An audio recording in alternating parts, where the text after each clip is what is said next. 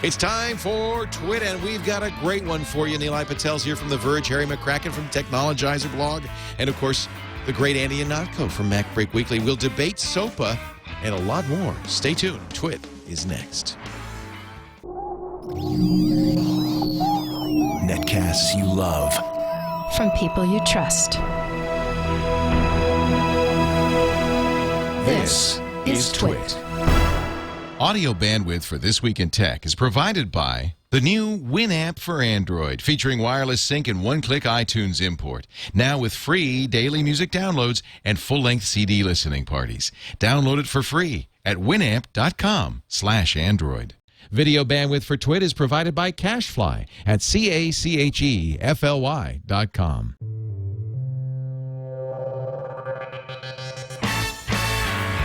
This is TWiT, This Week in Tech, episode 332, recorded December 18th, 2011. Bad News Bearers.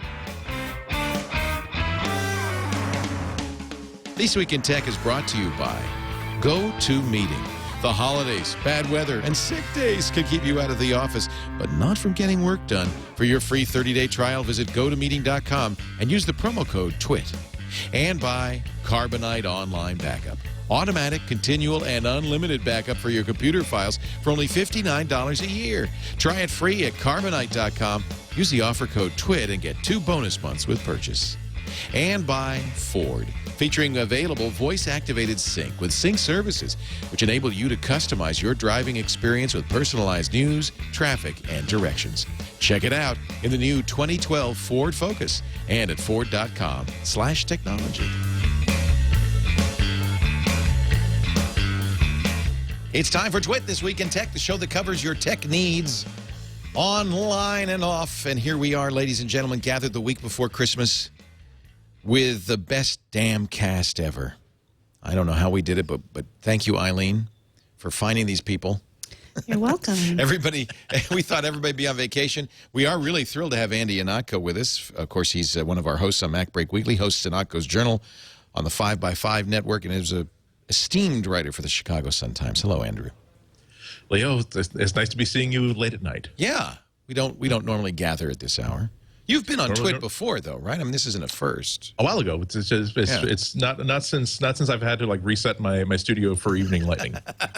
Did you actually reset for evening lighting? I actually have reset it. There's ambient lighting and also a warming filter on the lens. It looks good, and so do June. No, who is that? That's Vera. That's Vera Ellen and Rosemary Clooney. Rosemary Clooney. You know, I just think of her as the woman in a muumuu, and so when you see the young Rosemary Clooney, it's like, wow, she's gorgeous. It's like college pictures of your mom almost. Yeah. I think of her in the paper towel commercials. Exactly. Bounty. Extra value is what you get when you buy a coronet. Very good. Wow. That's Harry McCracken of the Technologizer, and apparently a fan of old commercials as well. Thank you. There? Thank you for being here, Harry. My pleasure. Also from New York, Nilay Patel.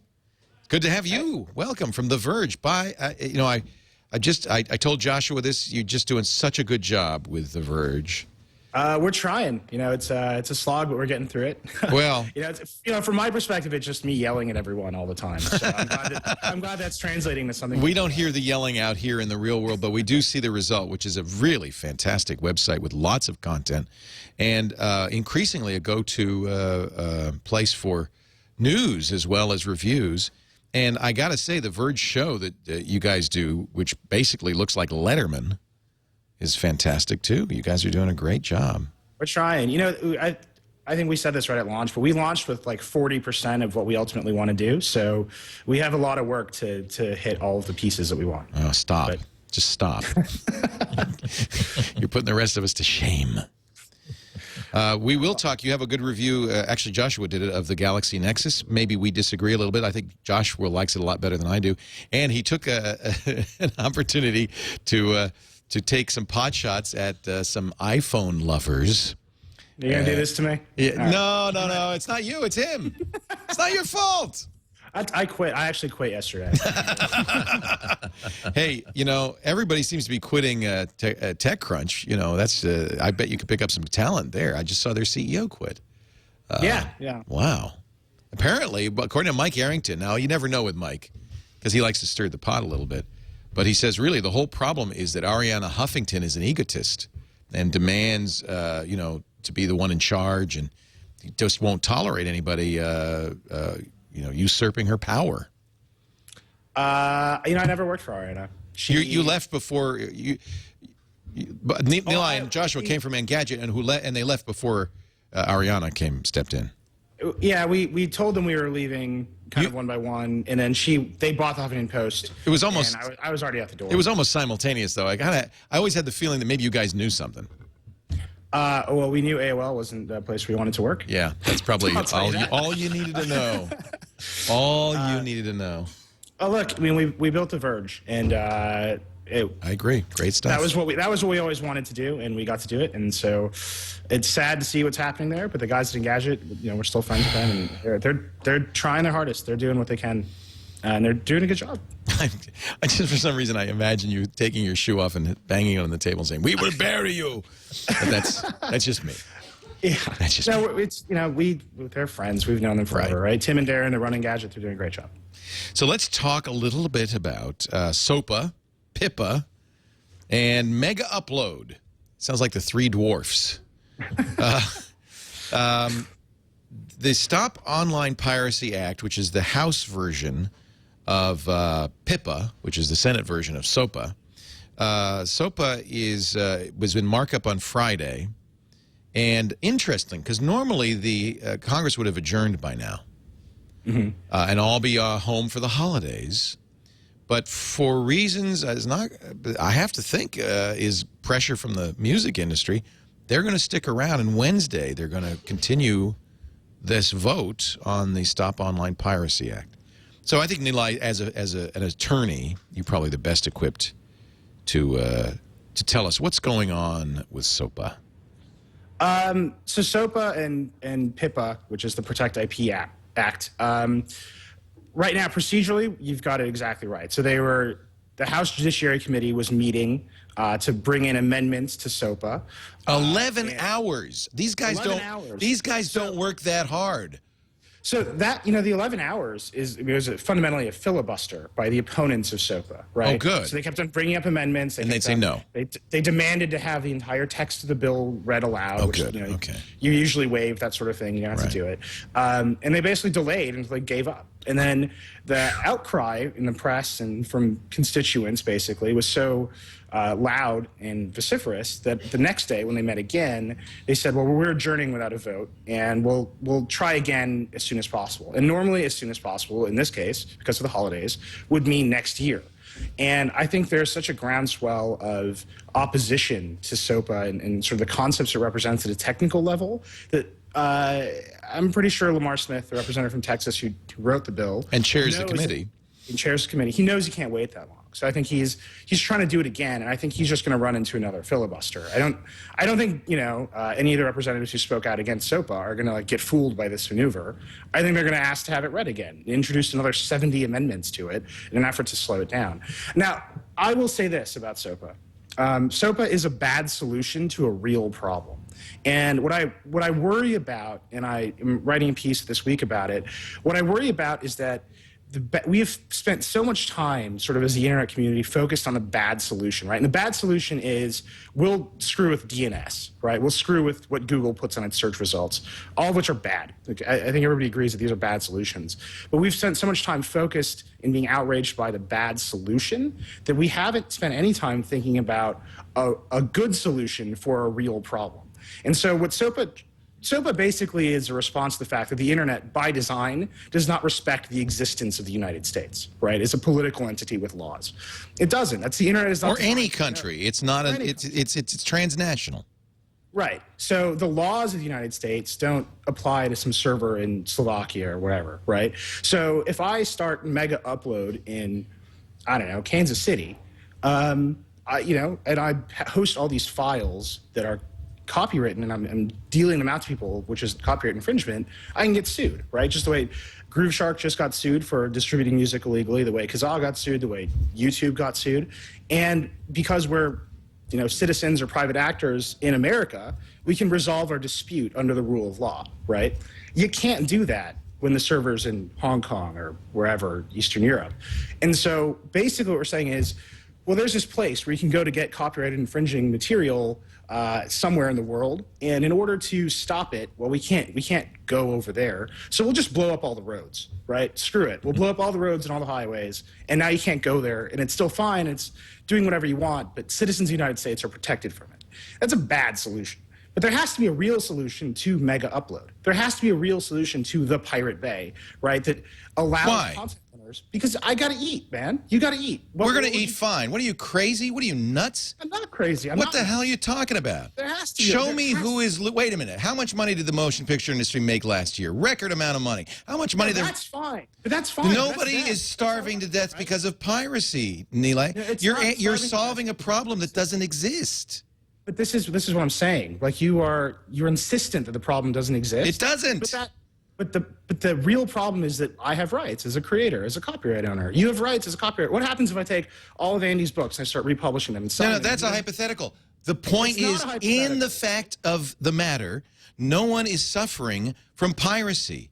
They think they are. This is the old generation saying, we wish the internet and computers would go the hell away, and we're going to legislate it because they won't. This is not about protecting rights holders. But those are bad solutions. This is what I'm saying. You're listening to bad solutions. They're never going to want a good solution, Nilay, because they don't want the internet to exist. That's not Screw true. them. I don't care about them. I think they're That's wrong. what I'm saying. I'm saying. But you and I, we should be smarter than that. We should say, what are the real solutions to pervasive copyright? If there were a problem, I would say that. There isn't a problem. There is a problem. Megaupload exists, right? It takes content from people, it distributes to other people, and nobody pays for it. I'm not saying that doesn't happen. I'm not saying the Pirate Bay doesn't exist. Let me give you a really simple, non-hypothetical solution or problem, right? People scrape The Verge all the time. They take it away from us, right? And you can ask Josh. I'm not cheap, right? I don't work for free. What is Vox Media supposed to do when somebody takes The Verge and republishes all of our content? Say thank you. Thanks for the publicity. Are you losing money? Are you not able to make a living? But why should I allow that to happen? Because you're tight-fisted. Because you're being tight-fisted about this. Let it go. I don't think that's no, I do think it is. Let it go. Let it go. Right? But you can't. You can't. That's your legislation now. So now you want to go to Congress. Well, you got no choice. You can either break the internet or you can live with this. I don't think that. I think that's a false choice. And I think that's the problem I see with SOPA. SOPA is bad, and I don't think it should pass, and I don't think it should work the way it works. But I look at somebody like Louis C.K., who, uncopy protected, put out his video of his comedy performance. What happens to Louis C.K. when that hits the Pirate Bay, right? It did hit the Pirate Bay, and he still made $1 million on it. He didn't make $10 million. He made $1 million. So now you want to legislate. You write the copyright. It's not legislation. It's the fact of the matter. The technology exists. The only way to stop it is to break the technology. And I'm telling you, the rights holders will not stop until the internet and computers go away. That is their goal because they want to turn back the clock. Okay, Andy, your chance. I don't disagree with you. Andy, moderate this battle. Let me just... Go ahead, finish now. All right, go ahead. Then Andy. Sorry. All right. I don't support SOPA. I think SOPA is a stupid, terrible... We're all in agreement of that, obviously. Yeah. Okay. But this idea that you can just tell me that I have to give up some of my rights because you want some stuff to be free is ridiculous, right? And that is a problem. And we won't actually get better solutions. We won't reach a compromise or a consensus in society about how intellectual property should work when we have two sides that adopt maximalist positions, right? The internet should go away or shut up, it's going to be free and you have to like it. Well, there has to be a middle ground. No. You can't tell me the problem is too hard to solve. We're all too smart. Nobody's saying that copyright shouldn't exist, and nobody's saying that property rights shouldn't exist. But if in the real world they're difficult to enforce, and you can't demonstrate damages. And this has been the difficulty all along. Demonstrate the damages to me, please. And it's not possible. Then I have to question whether there needs to be a fix to this. We have the internet. If I lose $1, that's enough damages for us to, as a society, say, well, how do I protect the dollar? Right? Not if the cost of protecting your dollar is completely diminishing something that's changing the world. But I'm not asking you to. I don't think there's a solution. What is the solution? You're saying it's too hard, right? It's impossible. I don't think it's impossible. Of course it is. As soon as something is bits, as soon as something is bits and transmitted internationally, you're done.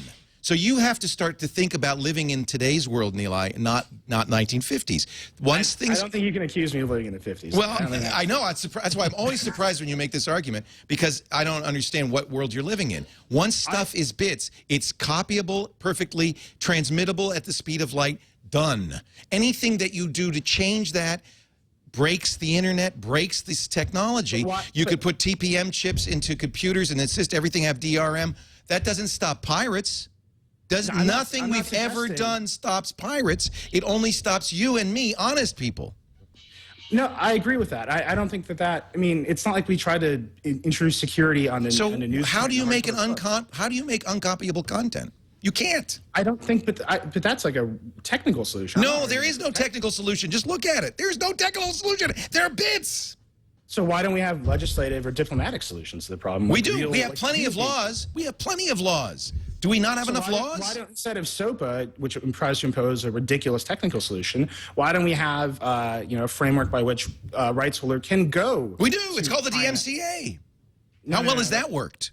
That actually works really well in the United States, but it only works within the borders of the United States. The problem, SOPA is only about what happens outside the United States, right? Because I can sue Google if they don't respond to my DMCA request. I can sue somebody who copies my work in the United States. I have protection here.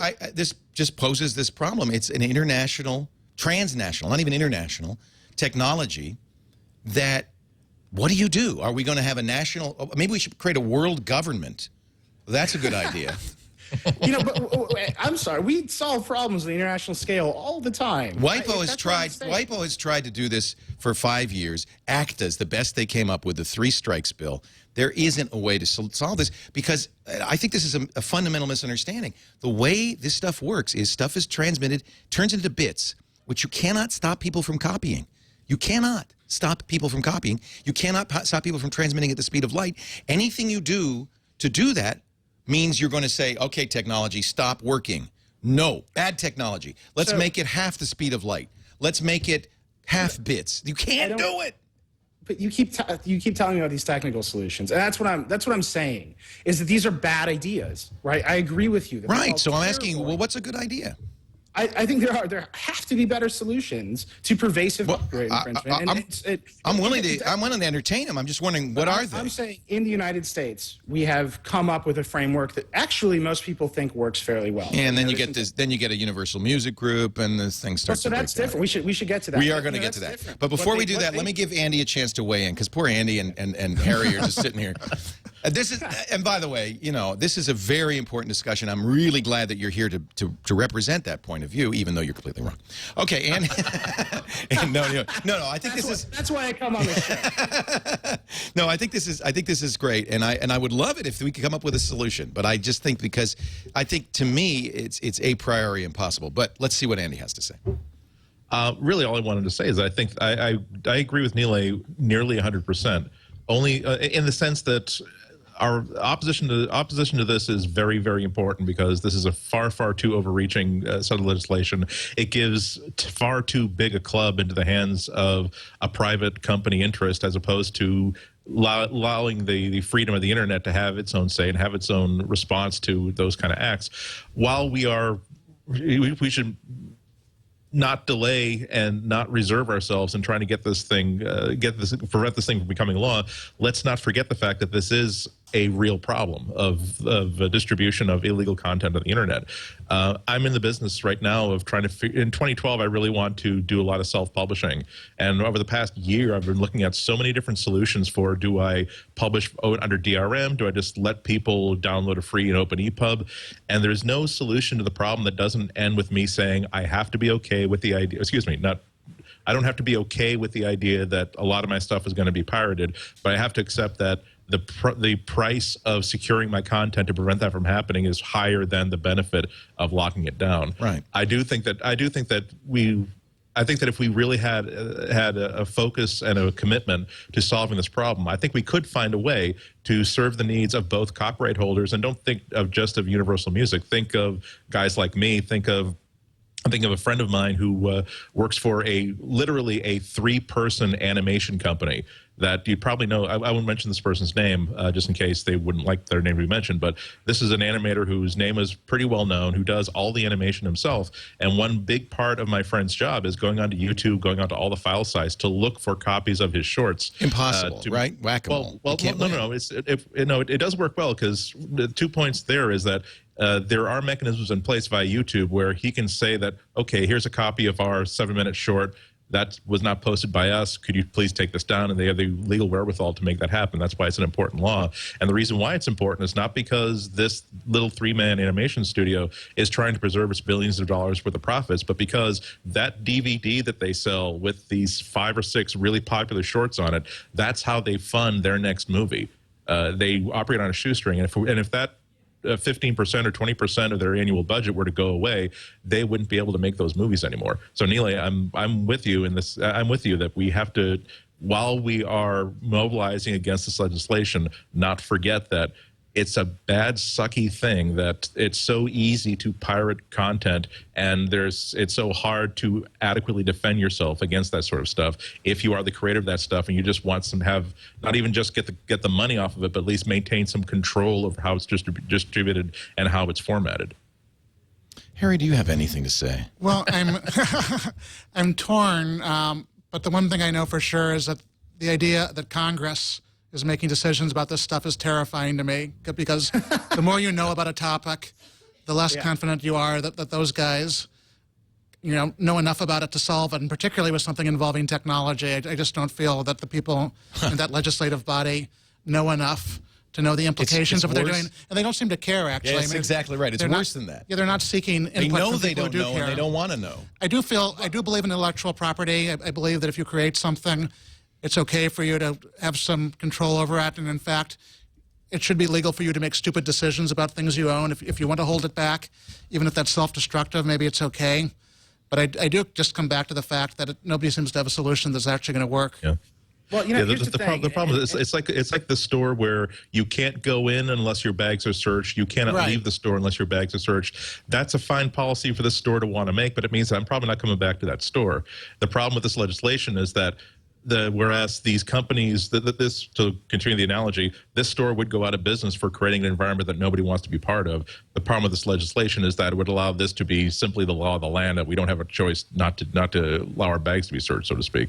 And I'm terrified about stuff that sounds like China might do it, and this sounds suspiciously similar to the Great Firewall of China. Well, and you've got guys who do know about this, people like Vint Cerf, who invented TCP/IP, Paul Vixie, who invented Bind, the DNS system, saying, hey, guys, look, we don't, but I love Lamar Smith's responses, but the internet engineers say, guys, we invented this stuff. This has been transformational, and we think what you're doing is going to break it. And then Lamar Smith says, well, these guys all just want to make money. That's all they care about is money. And that's the only reason that they don't like this bill. And I'm going to be charitable and just say that people like Lamar Smith are clueless. In fact, I think there's a lot of evidence they're far from clueless, but they just know where their bread is buttered. I trust Vint Cerf more than I trust those guys. Exactly. If Vint Cerf made a penny every time somebody got online, he would be fabulously wealthy. He calls SOPA unprecedented censorship of the web. As far as I know, Vint is not fabulously wealthy. He created something that we all use, and he's trying to protect it. Yeah. I trust Vince Scully's technical acumen over those guys. Well, and then Lamar Smith released an FAQ about why Vint Cerf is wrong. So clearly written, by the way, not by Lamar Smith, who probably doesn't have the words to describe why Vint Cerf is wrong, but by a lobbyist from the recording industry, the motion picture industry, and the television industry. So, but here's the thing, and I think this is the important thing, is that's who's writing the bills right now, right? I mean, that's who wrote this bill. But Congress can only act upon what we tell them and how we participate. And I'm telling what I'm worried about is I'm worried about SOPA. I think it's stupid, right? I think mucking with DNS is bad.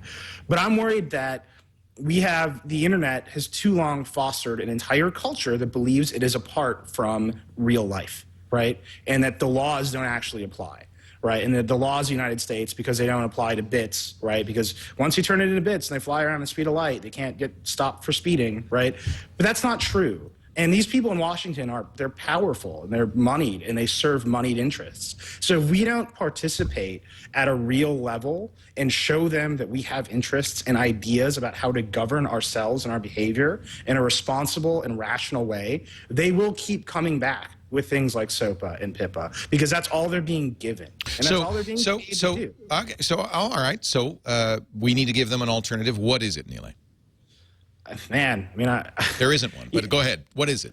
Well, I think there is. You know, I know you think there is, but what is it? So, okay, so here's my big copyright law rethink, right? And I think the fundamental problem with copyright law is the exact thing that you keep talking about. It's that once you turn it into bits, you can copy it as much as you want. Right? And that's stupid, right? Copyright law fundamentally regulates copies. It's right in the name. It regulates the act of copies, because before bits, making copies was hard. So it rate limited how you could make copies, and you could find the people who were making the copies because they had equipment to do it, and you could say, well, you have a copy machine. We're taking it away from you. Everybody has a copy machine now, a perfect copy machine. And so we can't regulate copies anymore. That's foolish. It doesn't make sense to any teenager you ask. Right? Hitting Command D on your computer is regulated by law. That is stupid. What we need to regulate is access to content, because that's the real thing we're talking about. And if you look at it, the market has already started to understand how to regulate access to content. And you hate DRM and I hate DRM, but there are massively successful DRM systems in place right now that people love. Wait a minute. People love Netflix, right? They love Netflix. Netflix is a centralized DRM service. Wait a minute. There is no DRM that works. Period. Netflix works. People don't complain about Netflix. Netflix is not DRM. Netflix is streaming. But if you want to see any movie on Netflix, you can go to BitTorrent today and download it. How does Netflix work? That's fine, but people pay for it. They pay for it. Now see, I think you're conflating two ideas. That means that doesn't mean Netflix is good DRM. It means that people are willing to pay for content, and that's my point of view. I want you to show to me who's losing money because of piracy. Piracy provides copies to people who wouldn't buy them anyway. There are plenty of us. In fact, I'd submit all of us who are willing to pay for content. We're not stupid. We understand content doesn't happen. Okay, I'll let you talk. I'm sorry. You're asking me how I would change copyright law. Go ahead. And I would say the market is providing examples of ways people pay for content and what they don't want to pay for copies. I don't think people think about copies anymore.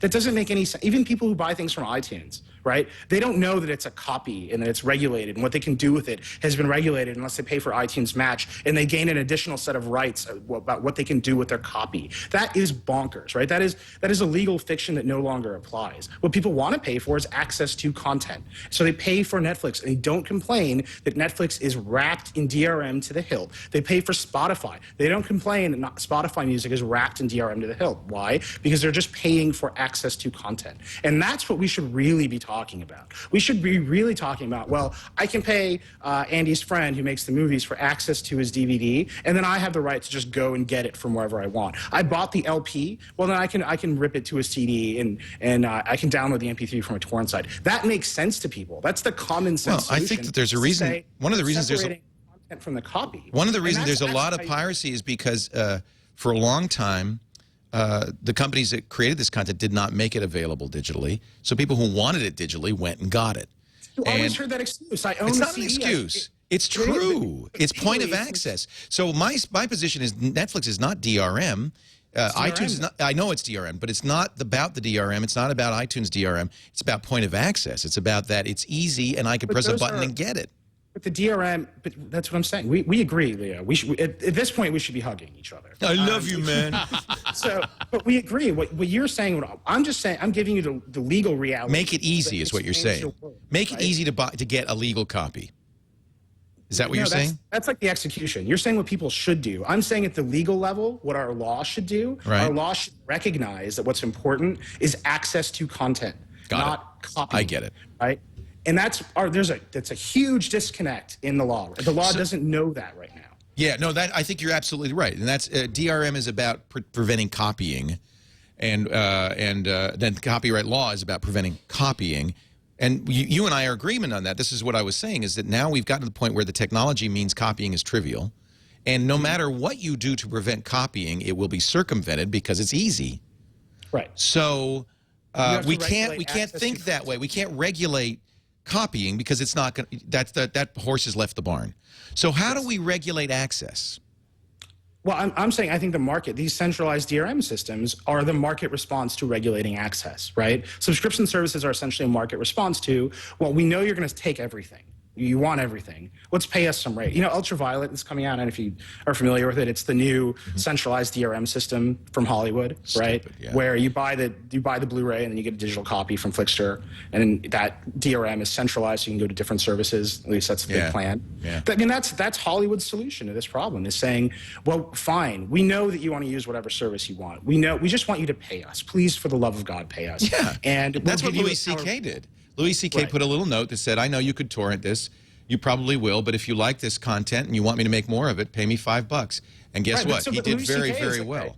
But he's like a sympathetic human being who connects. So with my submission would be that How does maybe Universal people who Music create content need to start becoming real people. They need to start treating their audience as a community. They need to say, look, you know, this works. The problem is you can't take the old business model and shoehorn it into the internet world. I agree with you.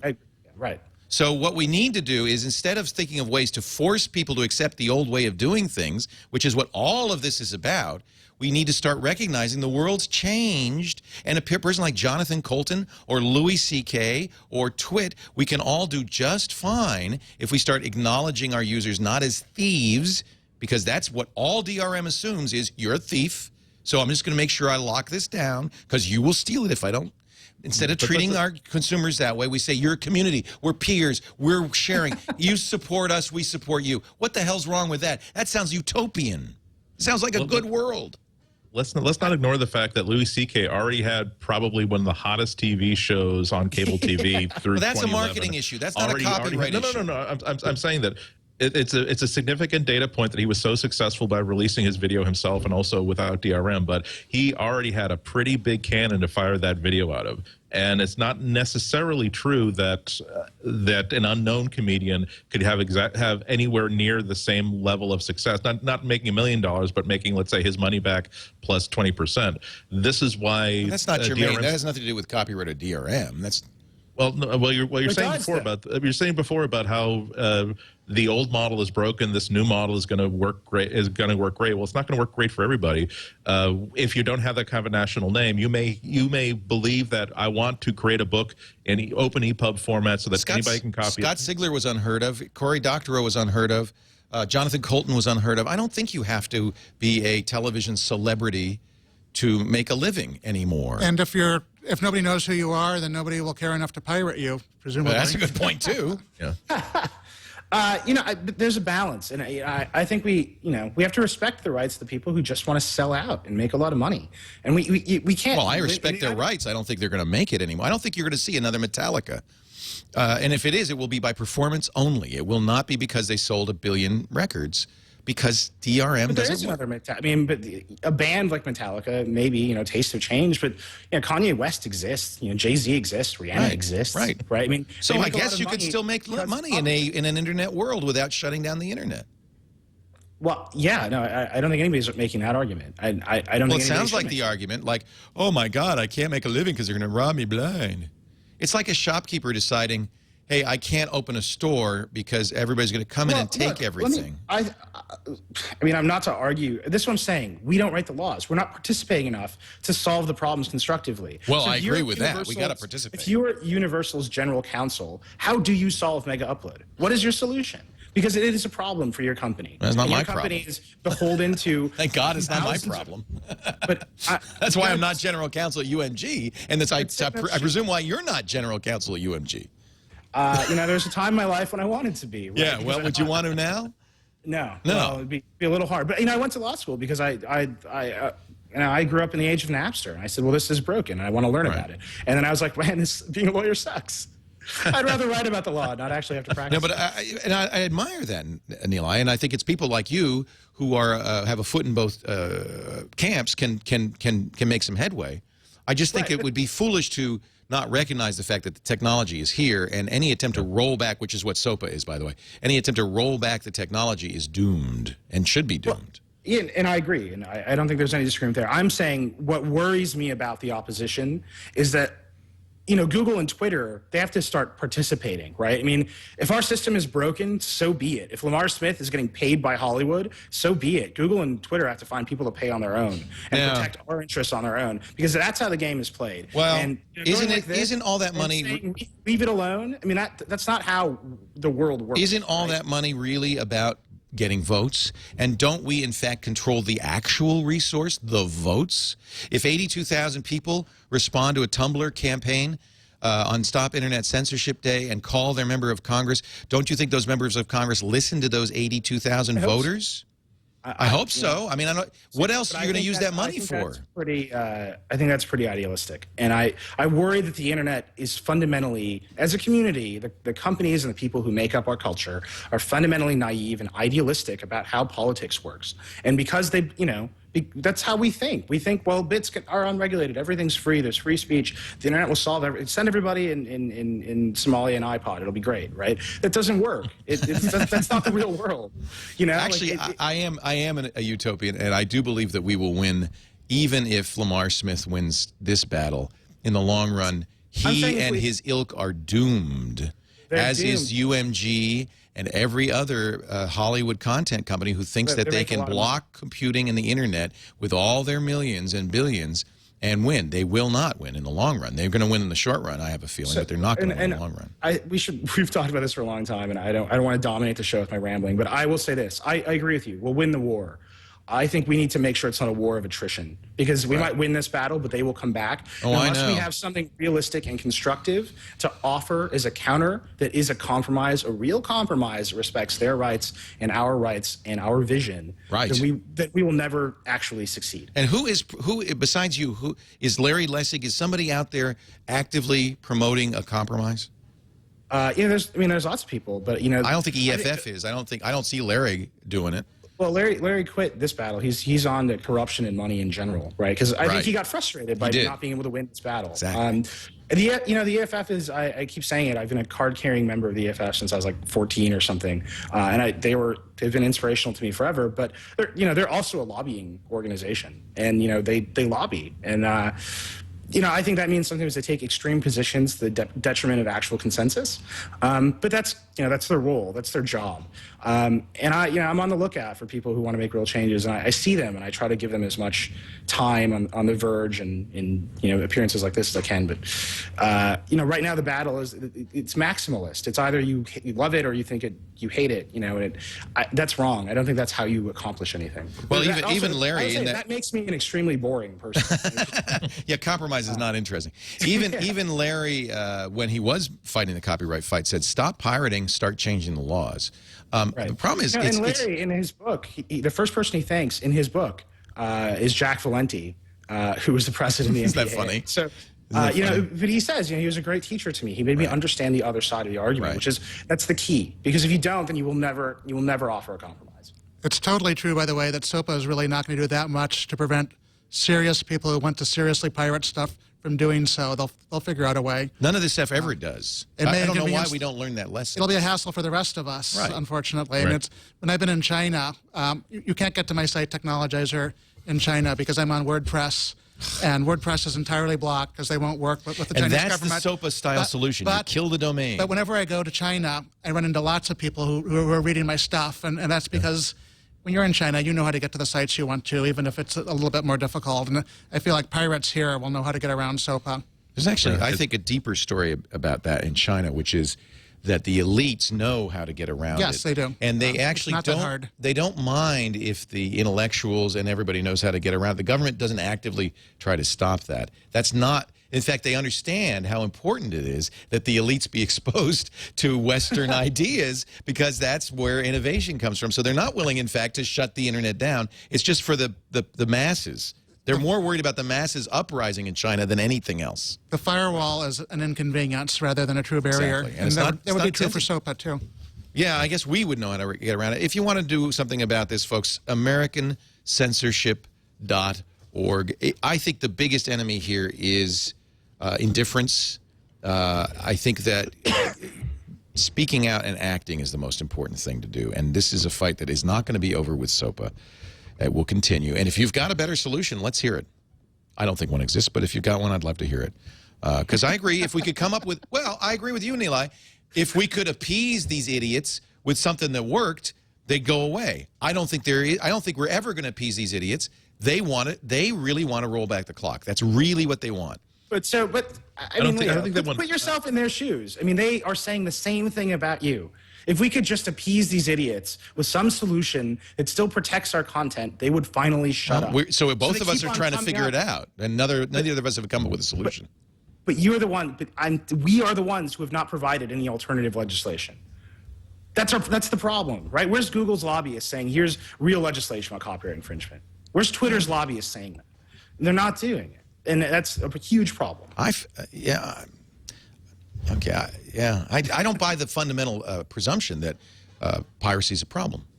Maybe that's the problem. Well, it's again, you don't like being stolen from, but you don't cement over your front door. Right. So I think that I do think there needs to be a balance between acknowledging that almost any technological solution to piracy is not going to work, and it's not going to work towards our interests. But at the same time, let's not let that slide into the idea that piracy is okay and that piracy never hurts anybody. Well, I would just submit that you're going to have to accept that there is a certain amount of lossage, of pilferage. Absolutely. And as every store does, they say, well, there's a certain percentage of pilferage. We're going to live with that because the opposite choice is to be a completely unappealing place to shop. Yeah, exactly. And we're not going to do that. And I think we have to find business models that work in the modern world instead of saying, let's go back to 1952. Because I don't think the industry wants to roll back the clock. I think they want to remake. They like the modern world just the way it is because there's more room for profits. I think they want to make it in a world that's most beneficial specifically to their industry.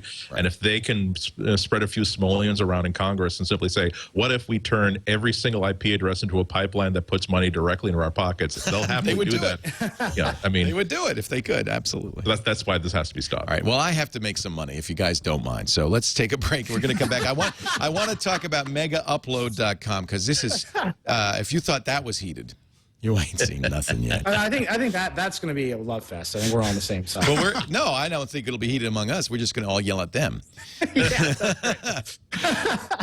Nilay Patel is here from TheVerge.com, a really brilliant fellow, and always good to have him on. Harry McCracken from The Technologizer, not only brilliant, but often in The Technologizer, I think beautifully written thought pieces about what's going on. And so it's a must-read in terms of keeping up, but also in terms of thinking, and I like that.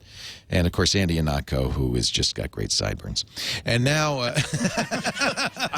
God, you're dizzying me with all those compliments outside the, Harry's technological insight is a boon to all mankind. Andy writes for the Chicago Sun-Times. Do I need to say any more? He's actually a real journalist. So... See, that's how those guys think. I'm just it's not on dead trees. It's not real. What about the soy industry? For God's sake, think about the soy industry. Children. You don't care about newspapers. Think about the soybean industry. Who's going to make the ink? All right, go to meeting, friends. It's time for Leo to pay the bills.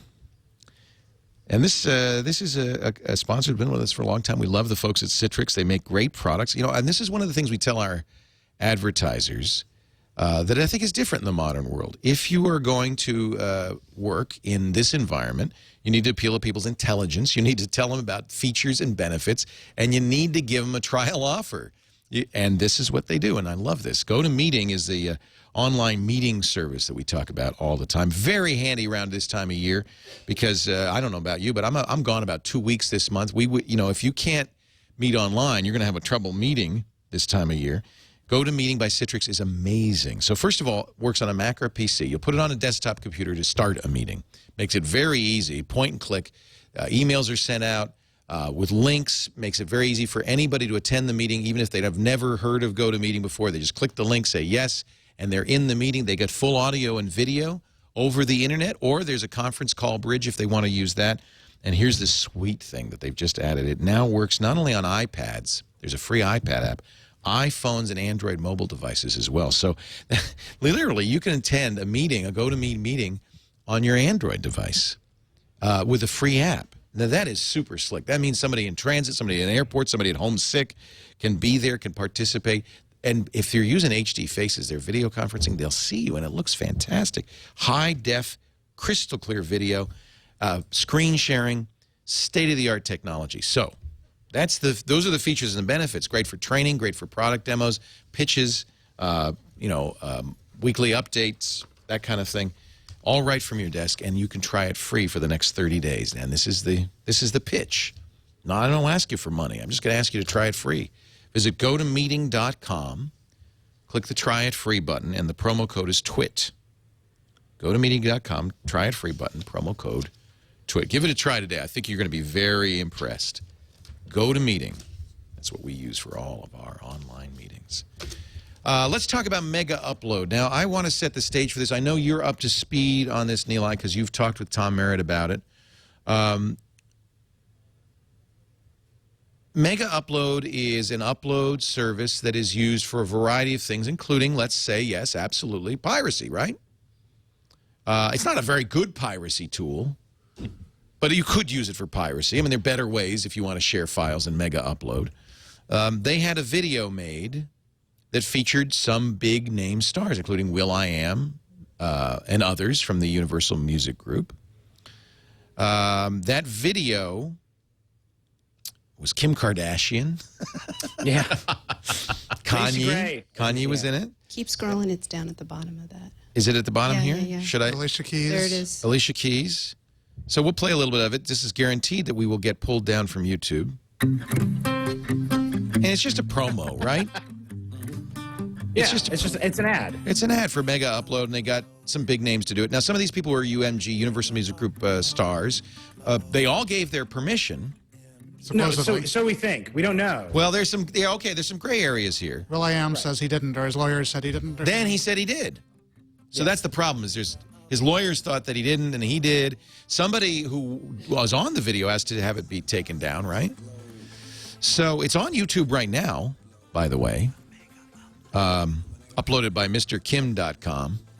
Yeah. And this is part of the problem, is there somebody else going to always upload this. Mr. Kim got 1.5 million hits. No, Kim.com, that's the He's guy. the Megaupload. Oh, he is? Okay, so this is now currently up.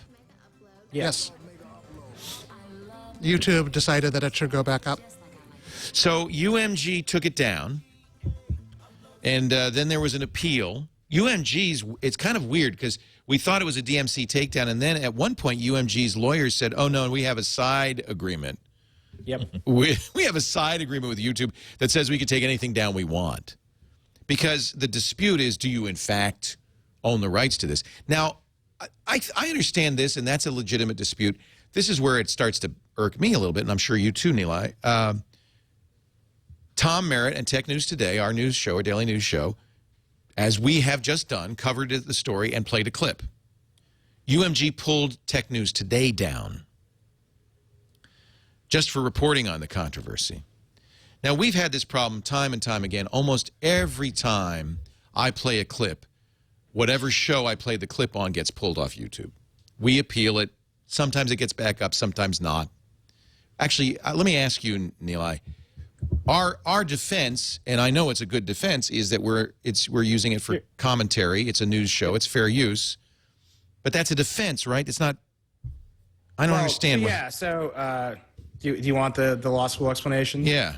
So, I'll do it. I'll try to be fast. So Okay. Section 108, 17 Mr. USC Patel. 106. 17 USC 106 says here are the exclusive rights that you own as a copyright owner, and it lists them off. And then 17 USC 107 says here are the limitations on your rights, right? And then the limitations include news commentary and news reporting and commentary. So I don't right? think anybody would dispute that's what Tom was doing. So that's right. That's right there in the law. That's Like, what we those do. Words, news reporting, commentary, black and white in 17 USC 107, right? And so that means, but it's an exception. So it's not a waiver, right? I mean, this is the jargon, right? So they can still say you're infringing, and you say, well, I did make a copy, but it's okay because I made it for this reason, Right.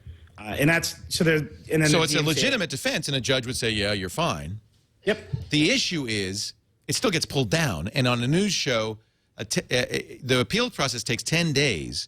So in 10 days, a news show is worthless. It's fish wrap. It's worthless tomorrow. And constantly this happens on YouTube. In fact, I'm really actively considering just not using YouTube ever again. but I can't. Because it costs me thousands of dollars when they pull this stuff down. Now, it's an opportunity cost. It's not money I would lose. You know, if not on YouTube, I'm going to lose it anyway. But it's annoying to me that they can do this. And there's no way to stop them, apparently. So the deeper stuff is crazy here. And the real mechanics of what happened are sort of insane, right? So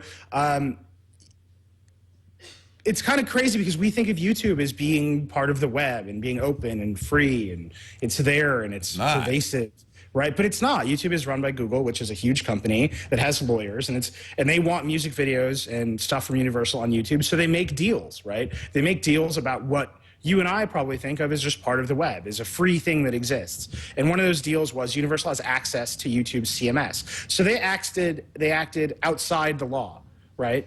They said, well, we're just taking it down. And you mean, wait a minute, you mean they could push a button? They don't have to go to Google? They just do it. They apparently have direct access. And it appears that direct access is so they can push people onto Vivo, which is the music service they have sort of partnership, so they can go and find the other music videos on YouTube. But they didn't push us to Vivo. They pushed us underwater and held our heads there for 10 days. Right. And, what's funny is that, it's an insane situation where there's really no legal recourse there for Megaupload or for you, right? Who are you going to sue? They have a private agreement that says they can do this. And it happened outside of the DMCA, right, where you get to appeal and they actually have to sue you, and you can sue them for abusing the DMCA. There is some recourse there, right? I mean, I can get if they did it using damages. Right, but if they did it using the mechanism of the DMCA, which is what you would want. But they're not. Right? You want there to be. Right. This is what I'm saying about copyright law, right? You have to. Unless we provide a framework, you don't get to collect damages for people abusing the framework. And here, they're acting outside of the framework that exists. They're saying, we have a deal with YouTube. We can do whatever we want on YouTube. We hit delete, you went away. And that's kind of insane, right? I mean, that's insane on many levels, right? Universal shouldn't have access to news reporting on YouTube. They should be bound by the law of the United States, right? Which says news reporting and commentary is legal fair use, black and white. But they're not, because they have a side deal. And so if we start pervasively ignoring copyright law, pervasively ignoring the fact that the government is ostensibly our government and it's our responsibility to shape it, we will then be governed by side deals that we have no recourse to fixing. Well, I mean, the point you made originally. That's emblematic of a much bigger problem, right? It's that Universal can go to YouTube, and we need YouTube, right? Well, but the point you made originally is that YouTube, and this is an important point, is a private entity. They're not the internet. They're a private entity. But what is the internet but a collection of private entities? It's not. There's no government. But I should just be able to go to a different private entity that doesn't have this side deal. Well, why not? By all means. In fact, we host. The truth is, we do. We host our own videos. But not everybody has that. Not everybody has that. No. Your infrastructure, right? Your infrastructure costs money, and you had to tell us about GoToMeeting in order to pay for that infrastructure. Right. Some kid at home talking about Megaupload doesn't have those resources. Oh, that's interesting. So does YouTube have a higher duty then? But they do under copyright law. That's what I'm saying. Like this is why the DMCA is functional. That's why some people are okay with it. Why, I think it can be better, but it's functional because if you operate under the mechanism of the DMCA, safe harbor. Yeah. You have some safe harbor. Right. They can file the takedown. You can file the opposition. It comes back onto YouTube. Everything, it's not perfect, but at least it's a system. I agree. Right? There's no system, and there doesn't have to be a system. So it's fun. The whole Megaupload story is ridiculous. And on every level, right? But it's this one little slice that explains everything that's wrong. It's all in here. It's all packed. Well, it was a revelation to me to know that there are companies like Universal Music Group that have a kill switch for any video on YouTube they want to kill for whatever reason. In this case, they have no legitimate reason. It's censorship. They didn't want the conversation to happen. I'm sorry, I'm glad it happened because now we know. Yeah, it was dumb of them, wasn't it?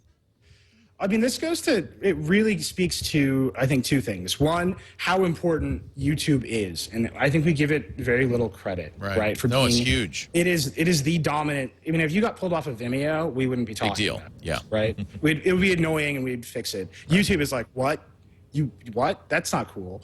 And the second thing is that the money talks, right? And the money talked to Google here. And they were coerced into making this deal and giving Universal this access so they could get the thing that they wanted, which was the high quality, super expensive, high-end premium content music videos that drive people to YouTube. And you can't discount that. People love those. Somebody in our chat room named SOPA for Life said it's not censorship. YouTube's a private entity. Now, this is not censorship in that. It's not censorship. But if YouTube wants safe harbor, so they either can be treated as a private entity or as a carrier. They can't be both. Aren't they in effect saying, well, we want to be protected by the safe harbor provision, and they want their cake and they want to eat it too? Is that not the case? Right, but who would sue them for that, right? It's Universal. Right. Right. The actor to take them down would be so they're Universal. happy, right? So they're happy, right? Because they get what they want, and Google still gets to say, well, it's what's 230 section. I'm getting into the section numbers. That's all right. But it says you're a safe harbor, right. As a service provider, you're not responsible for what users upload onto your service as long as you don't exert editorial control over it. But here they clearly are by deleting some things, right? So it's this really tricky balance. There's been a lot of cases around 230, but the people who bring the cases are companies like Universal. So if Universal's happy, then the boundaries of the law don't get refined over time because there's no more cases to refine it. So, and that's what I'm saying is we have to be active, right? We have to understand what the legal system is trying to do to our precious internet, and we have to be the ones in charge of it. Because if we're not, then just bad things happen left and right. It sounds pretty intractable. I'm quitting. I'm starting a lobbyist organization. I swear to God. But this whole thing is an example of why SOPA is a bad idea, because this is the kind of thing I think that these commercial entities are going to perpetrate. Basically, they're going to go around pulling up down anything they don't like. Right. And it may not be individual videos anymore. It may be entire domains like maybe that TWiT.tv. That sounds like a commie front. They couldn't. But you're in the United States. They couldn't do that to you. SOPA doesn't give them the power to do that. You'd have to be hosted somewhere outside of the boundaries of the United States. Yeah, because WOGs don't get any rights. Yeah, screw them. Those foreigners, the hell with them. If the internet was good enough for Jesus Christ, it ought to be good enough for us. So, I don't know. That's a non sequitur. Where that came from at all. It's an old joke. This just took a long. That took a long, dark turn down a long hallway. It's an old joke. It actually, I believe it actually happened in Congress many years ago when they were debating English as a national language. When some congressman stood up and said, "Well, if English was good enough for Jesus, it ought to be good enough for everybody else." That's what I say. I like Chad recognizes foghorn leghorn. Yeah. Yeah. No, all of your congressional people impressions so far have all been. Well, I'm just doing Senator Claghorn. That's all I'm doing. I don't know. Someday I would like to meet Lamar Smith. Say, sir, it is a pleasure and a privilege. I say a privilege to meet you, sir. I'm just curious what he probably doesn't sound like that. He's probably very distinguished. Wears a suit. Doesn't wear a white hat. Have a little goatee and a string tie. I'm sure. But he oughta. All right, so okay, I think we've talked about this enough. Poor Harry. Let's move on. Yeah, let's talk about something that I'm an expert on. You know something about. Let's talk about phones. Galaxy Nexus. We got another debate going because I don't like this thing, and I know I'm the only one in the world who doesn't like this Galaxy Nexus. What were you using before the Galaxy Nexus? The Samsung. Well, I split my time between an iPhone 4S. I have to say, when the 4S came, I was an Android user until the 4S. Well, it's a long story. I've gone back and forth. But I was using the Galaxy S2, which I really like a lot. And this, I don't know. Nilay, Joshua liked it, I think. Yeah, he liked it. I like it. I think it's on so the expensive. Verge office in New York, there are so many of them now. It's like we took a picture of the staff, and it was like 13 of them or something really ridiculous. But you guys don't have to pay for them. No, a bunch of our guys went out and bought them? Oh, all right. Yeah. I think Josh is the only one with a review unit. And I have to say, being in Manhattan, you have Verizon 4G, and that is a big selling point on these. That's the main thing that people love. So that's not. Android 4.0 is really good. I don't like it. Why don't you like it? My biggest complaint, there's some things that are great. The camera's great, the new calendar app, the new Gmail app. There's a lot of the apps are fantastic. But I don't like the soft buttons. I think it's really a bad user interface model to have things jump around, move around, be unpredictable. They've moved the search button up to the top. I like to have it always available at all times. It is not. It is only if you have a special Google ad at the top of your screen, which I don't like. You know, I always take off that Google search widget, but now that's the only way you get the search button is by having that Google search widget. And that's on top of every page. It eats up some real estate. These buttons are no longer hard buttons that they used to be at the bottom. And admittedly, the carriers screwed it up by moving them around all the time. But having 4 buttons, back, home, menu, and search, whatever the order, is great. There's no longer a search button. There's no longer a menu button. This button, which shows you recently opened apps, is ugly and useless.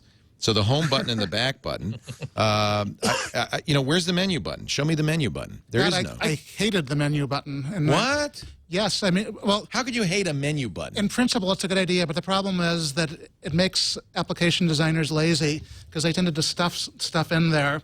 You really never knew what would be stuffed in the menu button. It varied from application to application. And the fact that iOS doesn't give you that forced developers to create better interfaces where you could find stuff. And also the back button does not behave the same way in every application. I really feel that if Google could start all over again and do a UI with no buttons, we'd be better off. Really? But they didn't do that. And I like the back button. I think the back button is the single biggest selling point over iOS. Every time the only way you go back on iOS is you have to go right back to the front. You have to go all the way back. Every browser in the world has a back button. What if every browser in the world only had a home button? That makes no sense. But browser back buttons work predictably, and Well, they work predictably to me. the Android one doesn't. It's the previous page. A back button can mean go to the previous thing you were looking at. It can mean undo the last thing you just did. It can mean cancel the thing you're looking at right now. And in every single app, they have their own different interpretation of what it should do. That's if it true. were consistent, it would be okay. But the fact that I have no idea what that undo button is going to do, moreover, now that it's a soft button, it's really easy if I'm just sort of fumbling with my phone a little bit to accidentally tap that back That's a button big and say, problem. oh, I guess you didn't want those 3 paragraphs of text that you just pasted in. Actually, I did, and now they're gone forever because I had a meaty grip on my phone. Well, that's why I would like these to be physical. I would like them to be consistent. And I happen to like the back button, but if you don't like it, don't use it.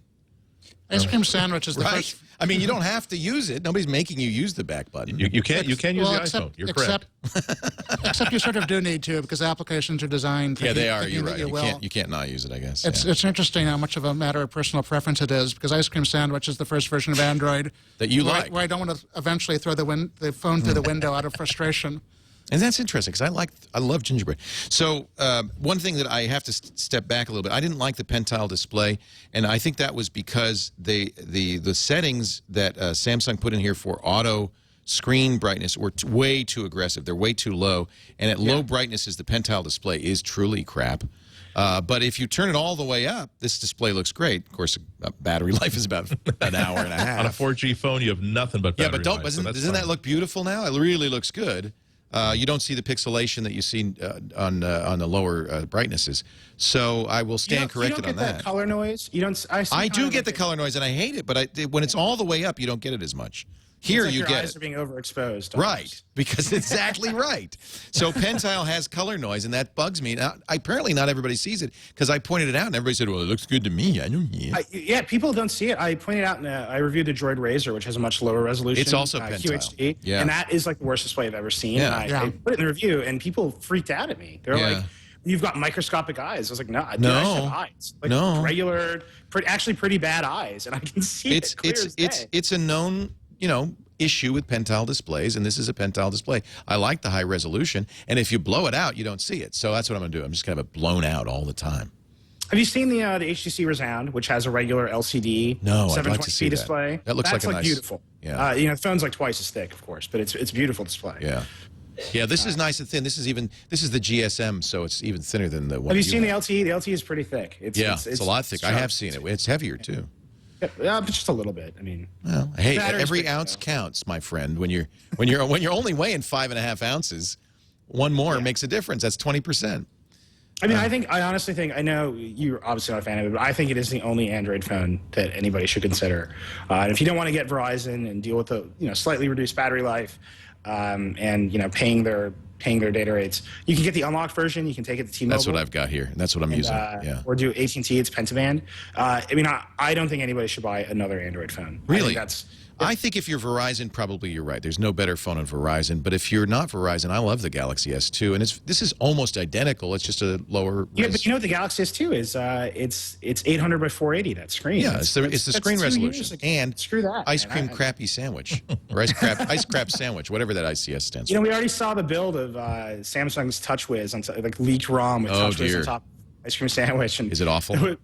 It's depressing. Yeah. It's the aesthetics are so different. Ice cream sandwich, I think it looks beautiful. I mean, maybe the functionality is a little uneven in places, but I think it looks beautiful.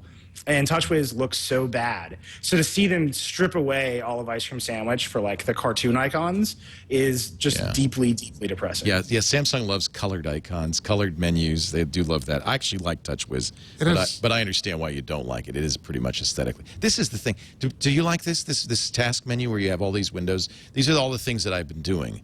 Like I don't. Yeah. First of all, you shouldn't be doing this. This multitasking, bad idea anyway, right? None of this stuff is running really. It works great as a recently used application launcher. I think that putting icons on the desktop is not as useful as simply maintaining a list of things you've recently launched. Really? I do like that. If that were available, if that were a checkbox on the iPhone, I would definitely be using it. I do think that the ice cream sandwich is an improvement, but it reminds me that Android is like the Remington house, where it doesn't look like there's a couple of people who sat down and figured out what this phone should do and how it should behave. It's just room after room after room where one experience is going to be different from the other. Right. A text input that works okay in one app works completely wrong on the other app. A button that you think you know what it's going to do when you push it on the home board doesn't work correctly when you go into the browser. You still got that problem where every phone that does not run Android has this liquid response to your touch. This still has this sort of thing where you touch and then it thinks for a moment about what you want to do, and then it activates whatever thing the button was supposed to do. Andy, or what you're saying is that it's like a Mercedes. Oh, God. No. I gotta go.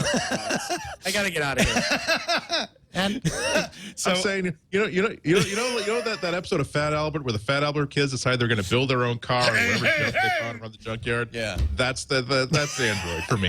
It's like individual components that that's a really nice steering wheel. Those are two really good wheels or two really good tractor wheels. But when you put it back to get all together, it's like, oh, this really is not a pleasant thing to smell or to drive in. Now, while iOS itself is consistent, I do have to say that one of the things that's always bugged me about all apps, iPhone apps are just as bad, if not worse, is that every UI is different in every app. You have to learn. Every app I pick up, you got to figure out how to use it again because there's kind of no standard about how the apps work.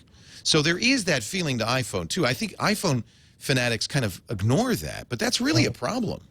I don't think that's a universal problem because I think that there's holistic elements of the Android interface that no matter what app you use and no matter how you're navigating from one app to another, you still have to deal with this top-level Android. I also think that the community of iOS developers is a little bit more thoughtful in how they lay out an app and how they present those features to the user than the Android community They're way is. more thoughtful. It's like Mercedes-Benz dealers. Did you, by the way, did anybody see I don't even know where that's going. Did you see that Motorola and I think Sony both put out these lengthy explanations of why they won't have ice cream sandwich anytime soon? Really? And part of it was we need to spend a lot of time modifying the user interface. Oh, and that made me so sad because their phones would be so much better if they didn't modify the user interface and just gave you raw ice cream sandwich. And I just wish TouchWiz would go away. My favorite Android phones are the ones that have the Google logo on the back, where they didn't they messed with it as little as possible. I'm sorry, no, I think there are two ways to do Android correctly. One is just to simply say, accept every decision that Google make. Don't try to clutter it. Don't add crapware. Don't add any sort of layer on top of it. The other answer is to say, we're going to throw out everything they did. We're going to build a brand new interface that's more unified, more pretty, and a little bit more focused on the task at hand than what Android, as it is originally conceived, can do for you. When you do anything in the middle, especially when you have something like Moto Blur, like, oh, honey, isn't it adorable? We're going to put this interface you created on the fridge. We're so proud of it. Oh, that's lovely. And then you go back to using the plain ice cream sandwich. Slightly different is the worst solution. Well, there's only so many talented UI designers in the world. You know, I think at some level, Samsung and Motorola forget that, right? That all the really good ones are probably already working at Google and Apple, right? And you can't, like, you know, Josh always says this jokingly on our podcast, you can't crowdsource talent. You know, it's like true. You can't just hire some guys and be like, do some stuff to Android, it'll be cool. And it's like they've forgotten that is like, they're actually limited by the available talent to them. And, you know, it's funny because, you know, Microsoft sells Windows to all these PC makers, and they're not allowed to screw with it. Right. You know? Well, like, they're allowed to screw with it, but 10%. Right. You know, and Motorola's at 100%. they can't They're change the delaying. menu bar icon and things like that. Yeah. Right, and I just wonder if someday Google is going to say, well, in order to get Gmail on this phone and market on this phone, which you need to have to be competitive, They're going to have to. you have to scale it back or allow users to turn it off or do something, exert some more control. Because particularly now with this phone, which, you know, is the phone that, you know, I think everybody should buy, and I think a lot of other reviewers, if you're going to buy an Android phone, this is the one to buy. You know, Verizon has basically been trying to knife this phone for months, right? It came out months ago or weeks ago, and Verizon held it into the last possible minute so they could sell the Droid because they have a deal with Motorola, right? But Google's buying Motorola. So it's like this very complicated, tense political situation. I think eventually Google will have to exert some more control because they're not able to compete at the rate which they should be competing with Apple, because this phone is competitive with the iPhone 4. Eileen Rivera, who hosts our All About Android show and is also the producer of this show and is sitting on the board right now. Somebody in the chat room said you had a Google Plus post from an Android engineer. Me? Is that not the case? So anyways, they said somebody, maybe it wasn't you. The post said that we started writing Android not in response to the iPhone, but in response to the BlackBerry. And that it was his opinion, it's that old, that in his opinion, if you want to get it to really be snappy and fluid like the iPhone, it's going to require a ground-up rewrite. I don't remember. I saw that post. Yeah, We saw it. Okay. there was Yeah, a former Android guy who said that, or he was like an intern on the Google team. Oh, that's depressing. But yeah, it's partially that Android is, relatively speaking, an older mobile operating system in some ways compared to Windows Phone, where they did a lot more brand new stuff. Apple always does that, and Apple designs its own silicon, which really makes a huge difference. If you're going to use an off-the-shelf TI-OMAP processor, you're not going to have the same kind of fluidity as you're creating your own A5. Come on. No, I believe this. They This use is off-the-shelf Intel processors in their laptops. They have great fluidity. well, but they're much more power. This is a resource-constrained environment. Windows this is Phone is pretty darn snappy, and it's using the same It's beautiful, processors. yeah.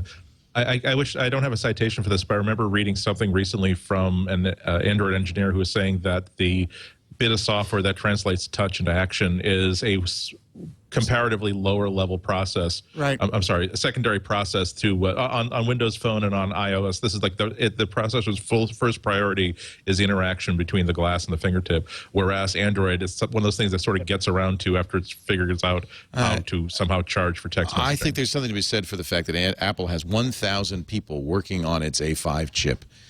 They spend a lot of time tweaking that chip, and I think you've got to think that one of the things you're tweaking the chip for is that exact kind of fluidity and on-screen performance. They care about it more. I think that last statement is really the point of it. The point is not that they have their own 1,000 people working on a chip. The point is that they care about this stuff. Right. If you care about it, once you get this engineering sample and you realize that this really doesn't work as well as it should, you delay it about a month or you forget that you ever announced this sort of thing.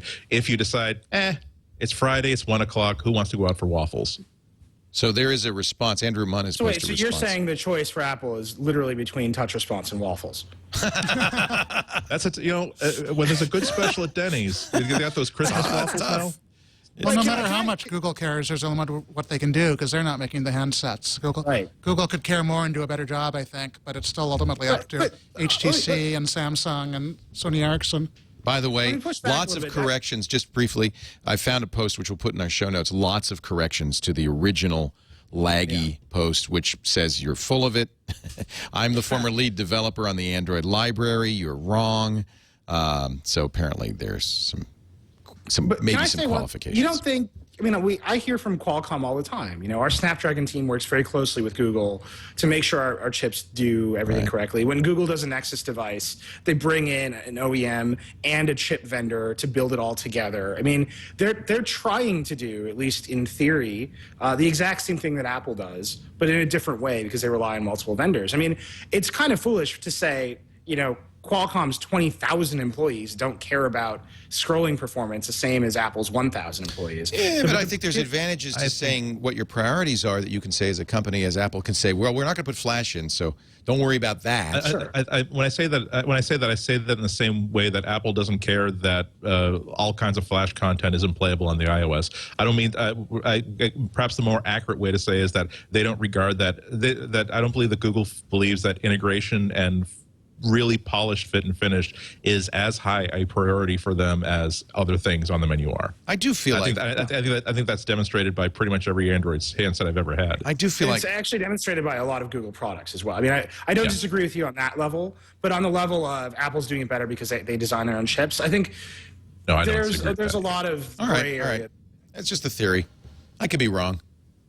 It rarely happens, but once in a while. I was queued up there, and I didn't take it. It was just a theory. It was just. I'm not gonna fight about it. Just a theory. Poor Harry. We're gonna find something you want to talk about. I'll just shut up. I'll put me on. No, a clock. don't shut up. Don't shut up. Okay. Coming up, the big story of the week, according to Harry McCracken of Technologizer. You figured out what it is, Harry, and you tell me. But first, I want to tell you about Carbonite.com. I can't tell you. I live in the real world, unlike you guys, because I do this radio show 6 hours a week. I talk to normal users, normal people. It's a different world out there.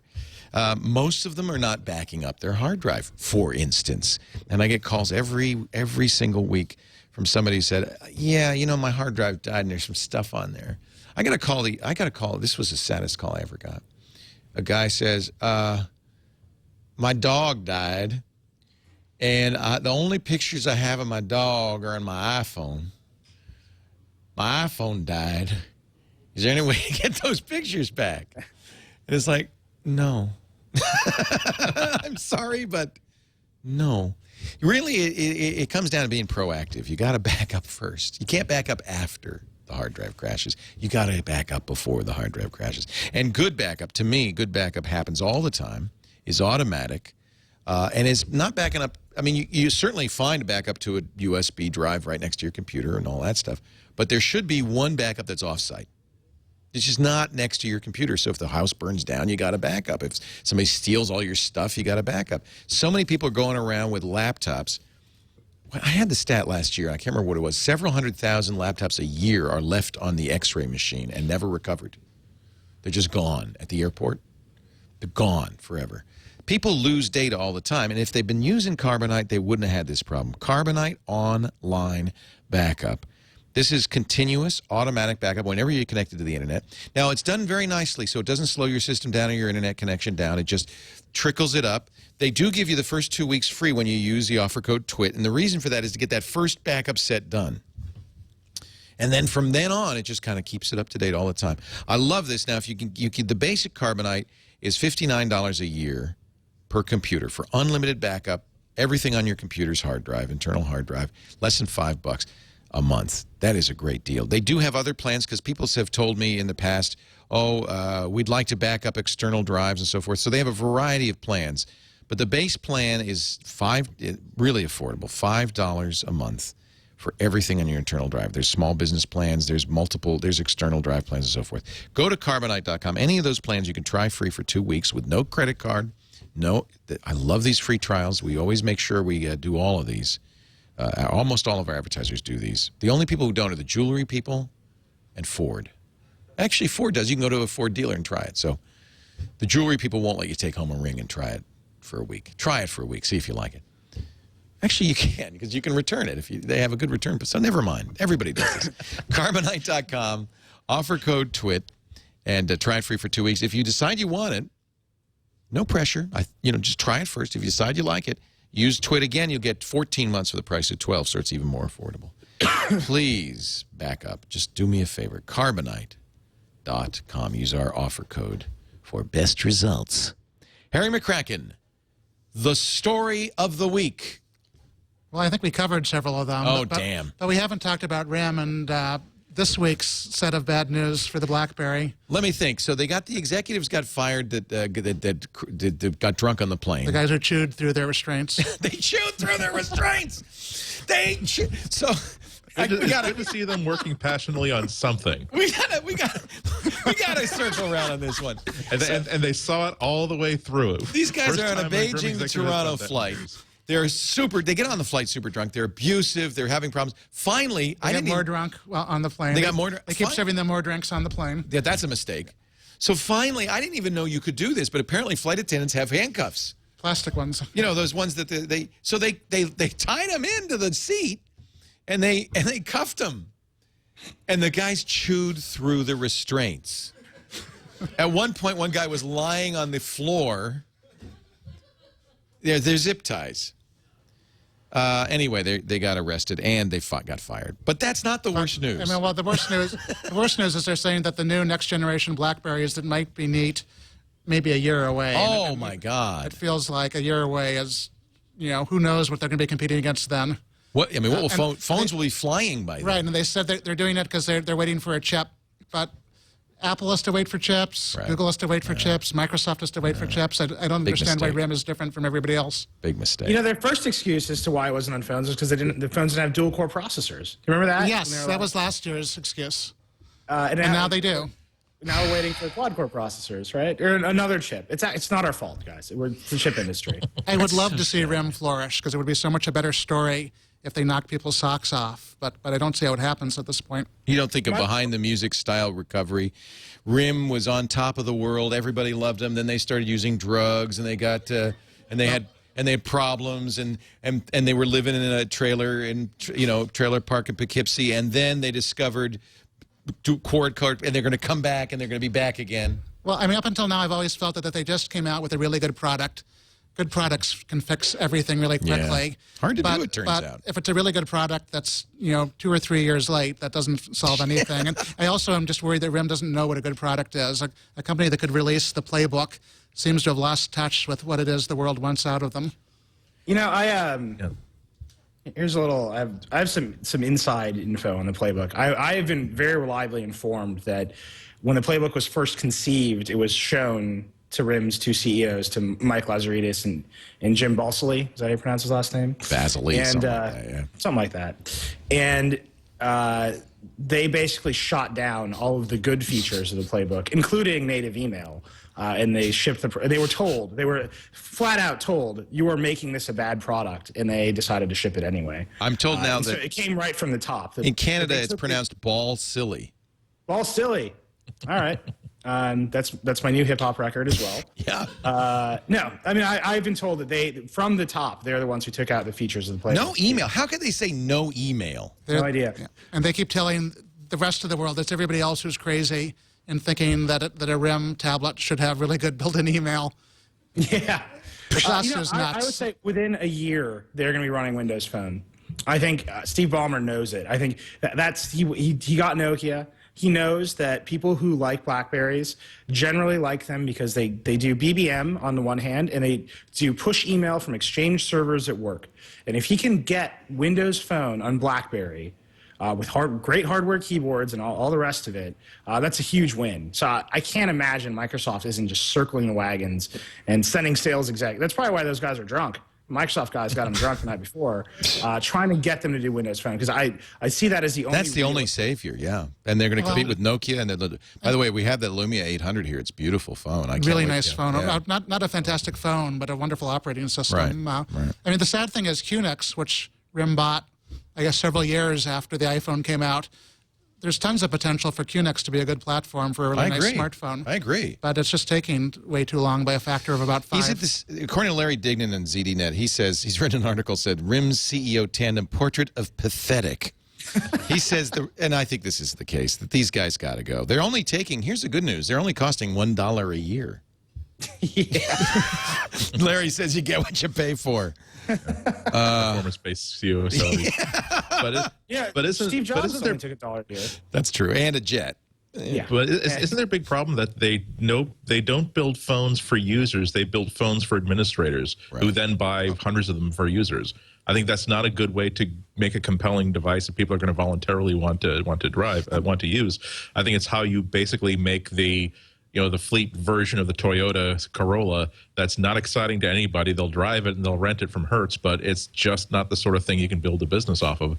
Because as soon as you lose that one person, you lose the 5,000, 6,000, 7,000 sales that they would have brought with them. Well, it worked fine until an era where employees started picking their own phones. My favorite thing that happened this week was the New York Times did a story on how there are dozens of BlackBerry models, and that might be part of the problem.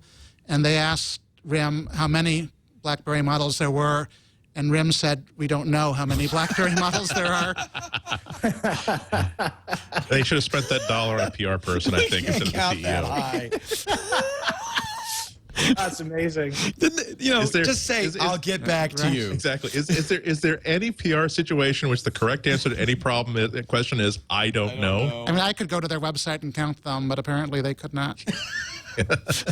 Can't you just say, "Oh, I'm going to get right back to you"? We make multiple BlackBerry configurations for a variety of carriers and consumer needs. There you go. We're not focused on the number of products in the product line. We're focused on the range of solutions we can provide for our many business clients. He's got it. He's been in the game for a long time. Come on. $1,000. Pay me. You guys are masters of spin. Let me ask about, while we're in the cell phone space, which we've been most of the day. By the way, prices have been dry. Amazon Wireless has the Nexus for $150 now. So this actually at $150, that's not a bad deal. $300, but isn't it? There's some crazy early termination fee that you have to sign up for. Of course. But why would anyone ever want to stop? It's not just the regular Verizon fee. It's like an Amazon early termination fee. We got to get rid of those because maybe it's just me, but it seems like 2 years is a long time to keep one of these devices, right? I mean, 2 years from now, this is not going to be even close to the top of the line. For real people or people like us? Well, I mean, even for real people. Well, I agree. I admit we're not real people, but even for real people, don't you think that most phones after 2 years, smartphones, are really out of date? This is the season where I get to see a lot of people's phones from a lot of different walks of life because there are all kinds of Hollywood parties going on, and I'm really surprised to see how many people are using contract phones with slide-out keyboards. Oh, yeah. They're perfectly okay as long as they have a screen that lets them see the photos that are being texted, but they don't really care about having a good camera. They don't particularly care about apps so long as they can get the 5 apps they really want, one of them being Facebook. So I'm not sure that the main driver, I'm not sure that the main masses of humanity is really clamoring for a $200 smartphone as much as they just want a simple phone that's reliable that they can get replaced very, very easily once they drop it down the toilet. That's why they all buy iPhones. At the end of the day, Exactly. because they know they can go to an Apple store and get another one. I'll be honest. I do think that where Android is, I mean, my guess where Android is succeeding is at the low end of the marketplace, not the high end. Yeah, of course. Yeah. These are cheap. These are cheap phones and basically disposable. Yeah, there are limits to, as much as I like to talk about form, fit, and function and just things intuitively working great. It's possible that a lot of people would much rather have an extra $150 in their pocket than something that is 100 points out of 100 for elegance as opposed to maybe 80 points out of 100. So there's always reality. Unfortunately, reality is not a very happy person. So It's so true. a couple of Google stories. Google's response to Siri, and we were talking about Google's voice recognition, which I think is quite good. The rumor strong from Android and me that Majel, how do you say that? Majel. Majel, Yeah. named after Majel Roddenberry, could be released by the end of the year. Well, that's the next couple of weeks, isn't it? This is the difference between, as we mentioned, between Siri and Google's voice actions, which are very good, and dictation, which is very good, is natural language. You have to know the command for it to work in Google. Whereas with Siri, you could be a little bit looser. I like Siri. I think that I can't remember, was it on the show or before the show we were talking about how Siri I think it was pre-show. seems to be down a lot, which is the real frustration is Siri's so good you don't want it to be down. Google seems to be more reliable, but I guess nobody's using it probably. Are we excited? Majel Barrett, Majel? Majel. I don't know why I have so much Majel. trouble with Majel. It's like major with an L. Majel. Barrett Roddenberry. Not really. No? I would just like to see Google do a consummate follow through on any one product or any one project. I worry that I'm encouraged by what I've heard and read about and been told about Majel, but I'm not really until they actually deliver it and until they demonstrate that they're committed to not just the initial release, but the incremental updates that have to happen over a course of a year and a half before it becomes a real thing. Am I really going to get excited about it? Right, and who are they going to roll it out to? That's, I mean, just Galaxy Nexus owners? Yeah, or right? how? Yeah. And I think that's a big unanswered question. Is it? You know, It's a standalone app, though, isn't it? Couldn't you update the app or no? Is it OS? Nobody knows. Yeah. I mean, if it's an app, then it makes sense. You know, and there's a lot of ways to Easy do to app do that. updates, and Yeah. and Give Google us has something like broken Google out Maps. all of its apps that way. So So the reason it's named after Majel is because she is the voice of the. Here, let me play a little. This is Paramount's not litigious, are they? Here's a little. She's the only actor to participate in all 6 Star Trek TV series. I want to hear. I can't hear it. Is it me? She's not making any sound. She's the voice of the computer. Played #1 Nurse Christine Chapel, Loaxana Troy, the voice of the Federation computer, the narrator, and many more. And of course, Gene Roddenberry married her, which probably had something to do with that. It's a little nepotism. Why can't I hear the voice of the computer? Dunno. YouTube knows we're about to pirate something. And it's Universal. This is called, what do they call it? Prior restraint, Mr. Attorney? yeah, that's what it is. It's a chilling effect. There's Chilling silence. effect. They will not let us, they will no longer let us play clips from YouTube. I bet there's a button somewhere in the Universal Music Group in Hollywood. And there's some guy with a cigar and plaid pants who just pushed it, said, don't let those TWiT guys play nothing. Yeah, there's a guy assigned to you. Computer, Oh, there we go. last message received and recorded from Captain Kirk. Here she is. In place. Run it through Analyze. Boy, she wasn't very good then. Yep, that's Android, all right. Not the captain's voice. Negative. Listen to the delay. A voice duplicator. 98% probability. Wow. Should we make it sound more natural, or is that annotation okay for everybody? Ship it. She was totally laggy. She was really laggy. Wow. That's amazing. In those days, it seemed fast. Our standards have really changed. Now, not that it makes much difference. Is anybody still talking about the AT&T T-Mobile merger? The Justice Department and AT&T have halted court proceedings until January. We're so tired. We just wanted, let's take the holidays off. I'll see you in January. Well, they don't even know. I think the court's confused as to what AT&T is trying to accomplish right now. Yeah. Right? Like, I mean, the judge, I think last week was straight up asking, like, is this even a lawsuit to pursue for you right now? Like, What do you- what do you? The FCC has said no, effectively. What are you going to do if you win? And AT&T was like, I don't know, but let's find out. And that's like an enormous waste of everyone's time. So I think that what's really happening here is they've agreed to halt it so that AT&T can figure out exactly what it's trying to do, because I don't think they know. And that's, who knows? I think at this point AT&T needs to give up with this idea and try something else. Gotta because try something else. They're clearly not. Our government is actually being effective. It's shocking. Shocking. When that happens. Yeah. Does that happen? We're going to take a break. The big Facebook announcement is Timeline is here, and we're going to turn it on for everybody and ask you guys what you think of that in just a second. I'm loving Path on an Android and iPhone. I'm loving Path. It's like Timeline. It looks so much like Timeline, but it's mobile only. Anyway, we'll talk about that in a second. First, let's talk a little bit about Ford. We had 3 Ford vehicles in this week. Do we have a video from that yet, or No, I think it starts tomorrow. tomorrow? Okay. We borrowed a Focus, a Fiesta, and a Mustang, which I never saw. I just want to say, who drove the Mustang? Because it wasn't me. I drove the Fiesta. They said, Leo's got a Mustang. Let him drive the Fiesta. Actually, the Fiesta has the sync services, and that was a really good example, because if the Mustang and the Focus had the big screens in the middle, but not all the sync doesn't require a big screen, because the whole point of sync is you're not looking at the screen. You're supposed to keep your eyes on the road and your hands on the wheel. We're talking safety first, and that's what's so cool about Ford Sync, is you have a button located differently on each car. On my Fiesta, it was on the turn signal. On the Focus, it's a paddle behind the wheel. On my Mustang, it's right on the wheel. You press the button, and you talk to the car, just like Majel there, although it's a little more snappy, and sounds a hell of a lot better. Nice female voice. You could say things like, "What's my commute like?" Now you can set it up on the website Ford.com/sync where your home is, where your office is, and then it knows. As you say, "Well, I'm here. I'm going to go home. What's the commute like?" It will tell you. You could say, "I asked it, what's the commute like to San Francisco?" It told me how it was going. You can ask for sports scores, news stories to be read to you. It'll even tell you your horoscope, which is pretty wild. All without taking your hands off the wheel or your eyes off the road. I just love that. You'll get traffic alerts for frequently traveled routes. They can even text them to your phone. Ford's really taking 21st century technology, putting it not only in the engines, but in the cabin itself, so that you've got state-of-the-art. You're connected with this amazing Ford Sync and My Ford Touch. I want you to test drive one of these Fords. The new 2012 Ford Focus, beautiful. I really love driving that. Or go to the website, Ford.com/technology. We do have video of all of the features we've been talking about. What we did is we got in there with Brent and the camera. We drove around town. You'll also see in these videos, you'll see bits of Petaluma. Because Brent, he's a good camera. He said, no, let's drive here, let's drive there.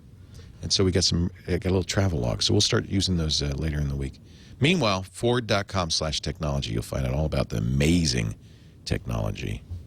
I'm going to have dinner with Alan Mulally, the CEO of Ford, and their CTO in Vegas. Don't get mad at me on Tuesday. Okay. Don't get mad at me. I know we got other things to do, but I'm not mad at you. When the CEO of Ford says, "Will you have dinner with me?" I'm going to say yes. Yeah, that means we get more sponsorships. Yeah. Well, no. Shake that cup, Leo. No, you know what? I don't do that. I can't do that, and I won't do that. I don't do the sales at all. But he said, "We want to talk to you about your experience using this stuff, and we want to get your feedback as a technology reporter. We want to know what you think." And actually, I do have some I have some input. It's not all positive. I'm going to tell you need to do this. I want to see this. But I'm just thrilled that they are actually saying, "Look, we want to hear from people." So what's really interesting about that is, they sponsor you. They're getting really big into this. They're sponsoring us at CES. You could take the lower third down. That's fine. Really? They're sponsoring you at CES, eh? Yeah, Ford CES 2012, sponsored by Ford. It's great. We're very excited about it. But, I think one of the reasons they're doing that kind of stuff is a couple weeks ago there was a survey released that said more teenagers are excited about getting an iPhone than their first car. Right. And I think that they want to combat that. Yep. I think they're waking up to the fact that cars are gadgets, right? Like fundamentally, cars are gadgets for people, and they want to be seen as innovative and pushing forward. I think that's really commendable. I think it's, it's hard. It's a car, right? Like you buy one every 5 years or whatever. So I think there's a lot of work they have to do in terms of like making it modular and making the software upgradable and all the nuts and bolts that we take for granted. That's what the deal is with the sync services and the app stuff, the app link stuff, because they know. Alan told me that. He said, "We know you're going to upgrade your Ford, your phone faster than you're going to upgrade your Ford. So we will make sure that we interface with the phone because that's where the new technologies are going to come in through the back door." And they've done a good job of that. Fascinating stuff. Yeah. And they're all doing it. Ford is in this conversation because they're doing your ads and our ads, but all the makers are doing it. Actually, I think it's something to keep an eye on. It's fascinating because I talked about this with Alan. The turnaround for designing a car is many more years than it is to design this, for obvious reasons. It's a much bigger project. And so he said, we really want to take advantage of the fast iteration that's happening in the app space, in the smartphone space. I think that's a smart move. This guy's an engineer. I mean, he understands all this stuff. All right, timeline's turned on. Do you have it yet? I turned mine on back when they announced that a couple of months ago. Developer hack. Yes, so did I. I like it, but I'm just waiting to hear the pushback from those people that you have Christmas dinner with, Andy Ihnatko. The real people, the little people. The humans. The humans. Because it's a massive change. Let me show you my timeline. And I do believe I think they're rolling it out everywhere, right? So now you have a big picture up front. Instead, it's kind of more like, this is my life, the story of my life. All the way back to the start. You can go all the way back to when you were born, which is kind of wild. Oh, no, you put it in there. I like it. Well, of course. I didn't do that yet. I'm a little nervous about it. No, you got to. Why are you nervous? You don't want to show people your baby pictures? I'm worried that there's a whole area between 1999 to 2005 that will be the end of my career. So mine's pretty locked down. I got that area too. In fact, this is the picture. But see, I don't care. I don't know what that is I'm holding. I think it's a flower vase. My dog. I was given this at the this is in college, at the college reunion. I was given this picture. That's me in the suit. And my daughter said, "Daddy, what is that you're holding?" Nice. Yeah. I didn't inhale. Although, I don't know. I must have. Look at my hair.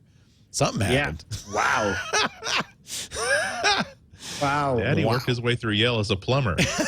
That's it. I There was he is fixing a grease trap. I was in in the the plexiglass class. That's what it was. I think we actually made that. So timeline, guaranteed to get you in trouble, right? Oh, but only if you. But only if you have to decide to put that stuff up there. you have to put those unlike- pictures in there. Yeah. Yeah. Well, I take it back because of friction-free sharing. You may decide and forget, and things may be shared. For instance, every time I play a song on Spotify, boom, it goes in the timeline. I like the timeline. I do not like frictionless Yeah, sharing yeah. because at some point, if you can see every single action I take, then it's not a portrait of me in the same way it is if I decide what's important. The other issue that people have raised with me is that when timeline turns on, default settings get changed towards more public. Yep. So that's a little. Facebook, I would think they would have learned. Yeah, I thought they said they weren't going to do that anymore, and I thought that No, they signed it. They signed a 20-year agreement with the FTC saying they were never going to do that again. Okay, well, maybe that was I was misinformed. Or maybe they just realized that, hey, we've got $16,000 per incident per day. What do we care? Yeah. No, I think that there will be. I think people right now, Facebook, things tend to fade into the background. So there's a lot of stuff in the background of people's accounts that might be public, and they are public. And Facebook isn't changing the settings, but they're changing the way the stuff is exposed, and it's easier to go back. Way easier. And I think people are going to find that to be kind of jarring. Which is why they're giving you it's like 7-day amnesty. 7 days. Right? But doesn't it, even if, so, but even after 7 days, doesn't it turn on no matter what? Well, once you hit the button. So you hit the button now. So you don't have to go to timeline. You will have to go to timeline, though. Sometime in the future, but the idea is that you get the 7-day amnesty now. Right. I mean, I think you should always follow the practice of not doing anything on Facebook, either publicly or privately, that might embarrass you. Right. And as long as you do that, you're fine. I tell kids that. Just assume that it's going to be public because you can't, it's so complicated, you can't be sure it won't be. I mean, even if you make it private, the people you share it with can make it public. Exactly. Man, Leo, your vision of the future is so like, it's like everything will be copied and taken by pirates, and everything you do is public, and it's like it's at once both extremely idealistic and extremely terrifying. It's the way it's going to be. I just call it like it is. I think that's where we're headed. I don't. I'm not choosing this vision of the future. It's just what I think is happening. You're just the herald. I am just the bad news bearer. You're the ghost of agree. Christmas future. I think everybody should turn on timeline and start to learn the settings because it's coming. It's the biggest change. I love it, but again, I'm a very public person, and so God, everything. People know everything about me more than I even realize. Facebook really does need almost not an offline mode, that'd be impossible, but a way to simply say, I want you to disconnect me from the social web. I want to play with settings and have a live fire exercise on how these changes are going to affect visibility of items in my timeline. And those don't actually go out into the social web until I flip the switch back on again, because now I've done some experiments and I've proven to myself that no bad things are going to happen from this. Facebook is a monster that's too big and too complicated at this point for anybody to really understand how any of it works, or most of it works anyway. So according to the National Transportation Safety Board, you guys should not be making phone calls while you're in your car. I'm not talking banning. I'm not saying requiring hands-free. Look who's making phone calls on their cell phone, Grandpa. I'm not saying hands-free. I'm saying you should not be making phone calls while you're in your car. Or doing anything else. Or anything else. A phone. The NTSB made a recommendation to ban all non-driving related use of personal electronic devices while in the driver's seat, including hands-free. Of course, it's 35 states. It's against the law to text while driving. We're not saying that. We're saying you can't even have a call come in and answer it.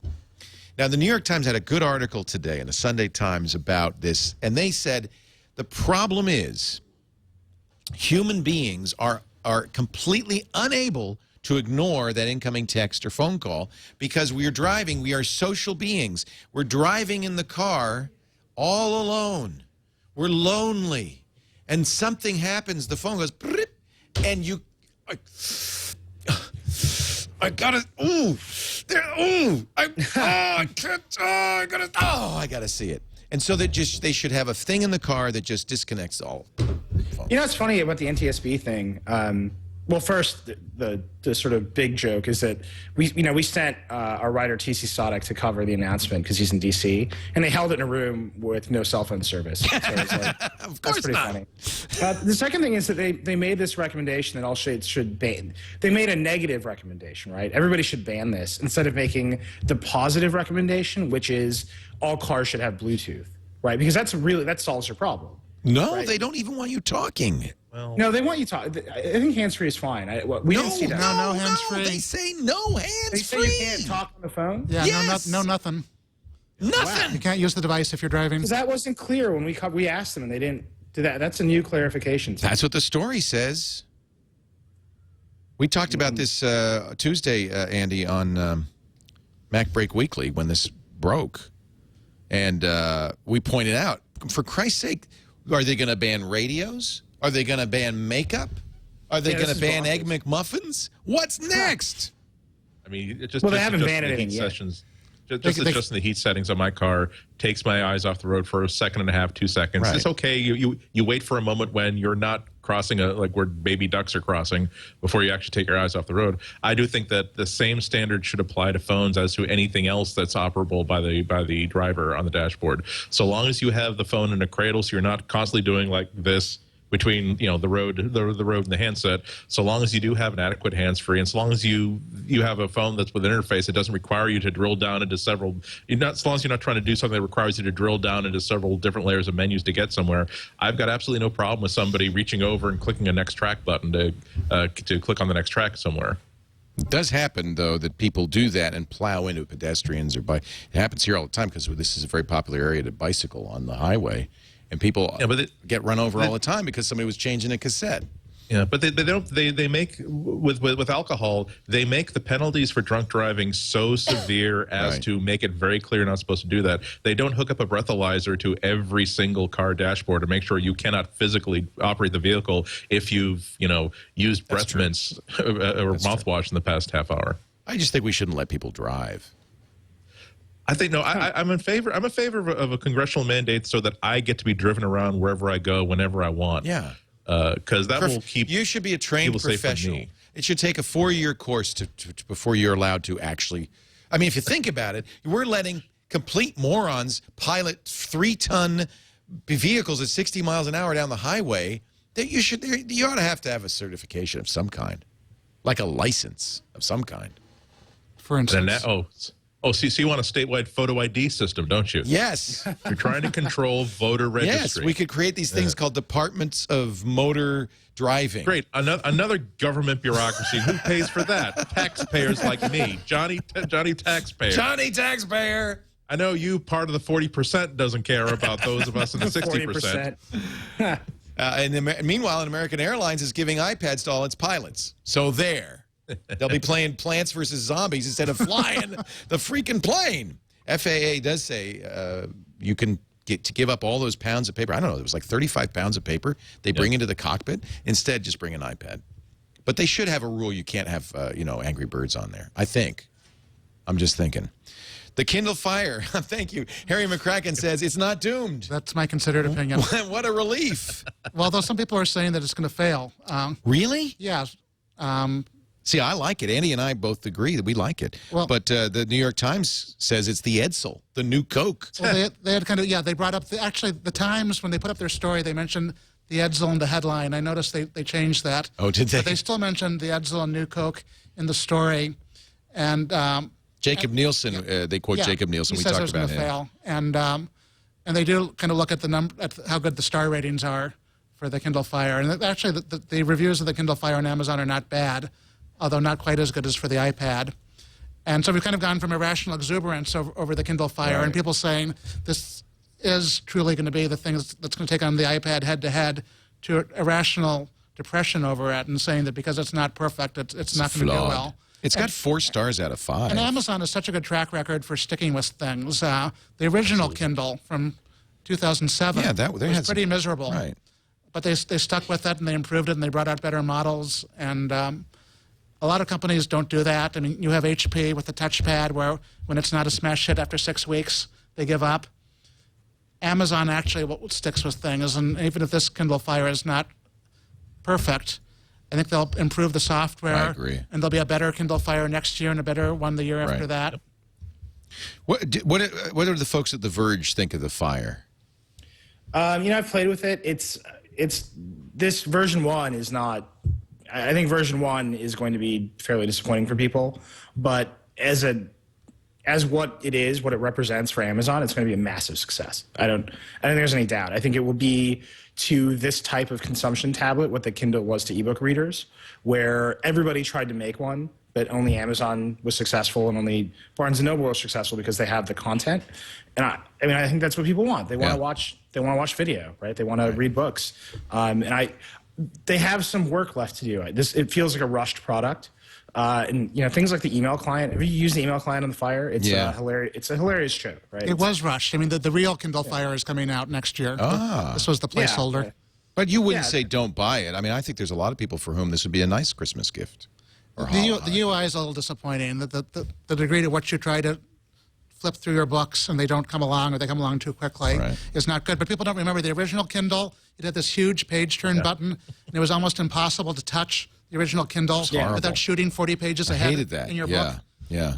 And I still bought the original Kindle is one of the most bizarrely designed products. It was horrible. Totally strange. It looks like Klingon beautiful technology. in its way. Right. There's the what's the French expression? Joli lad, beautiful ugly. That's the Kindle, right? It's so ugly, it's beautiful.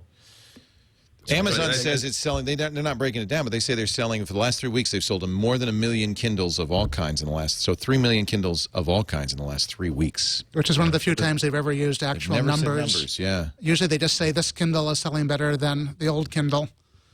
This is also the time when they've had the least expensive Kindles in Amazon history. They've got a $79 model. They got a $99 model. That's kick butt. Yeah. So we'd love to see a breakdown of those numbers. Right. But I think that the Fire is a very good. I don't think it's just good enough. I think it's a good tablet. I just don't think that it's of the same level of performance that anybody who's expecting a real tablet computer to adapt. But if you're about to, when you consider that.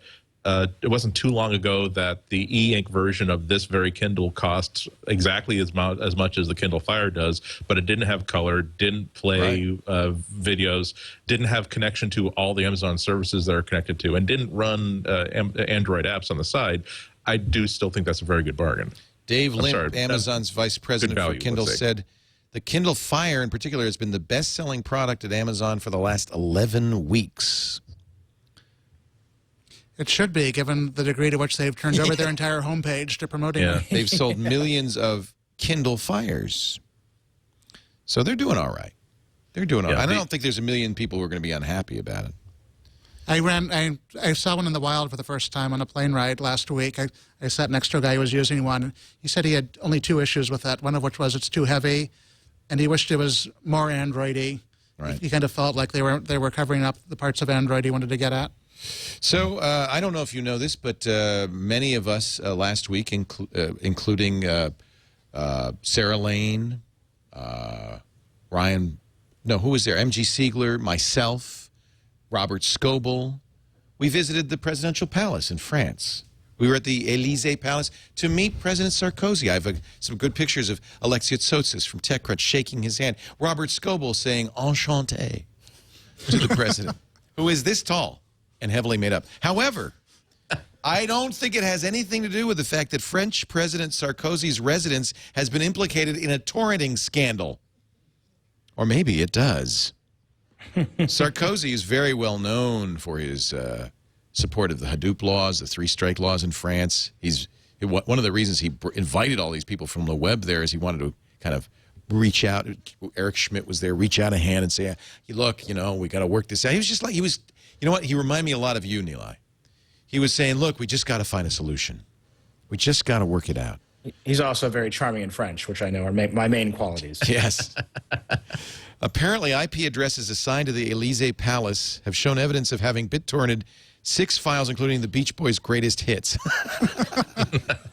Les garçons de la plage. Nothing more to say. That's from the youhavedownloaded.com site. I'm glad to say when I go there, it says you have not been. None of my employees are using BitTorrent, apparently. And it's kind of weird, by the way, that site. It's when the record companies use those. They also get on there.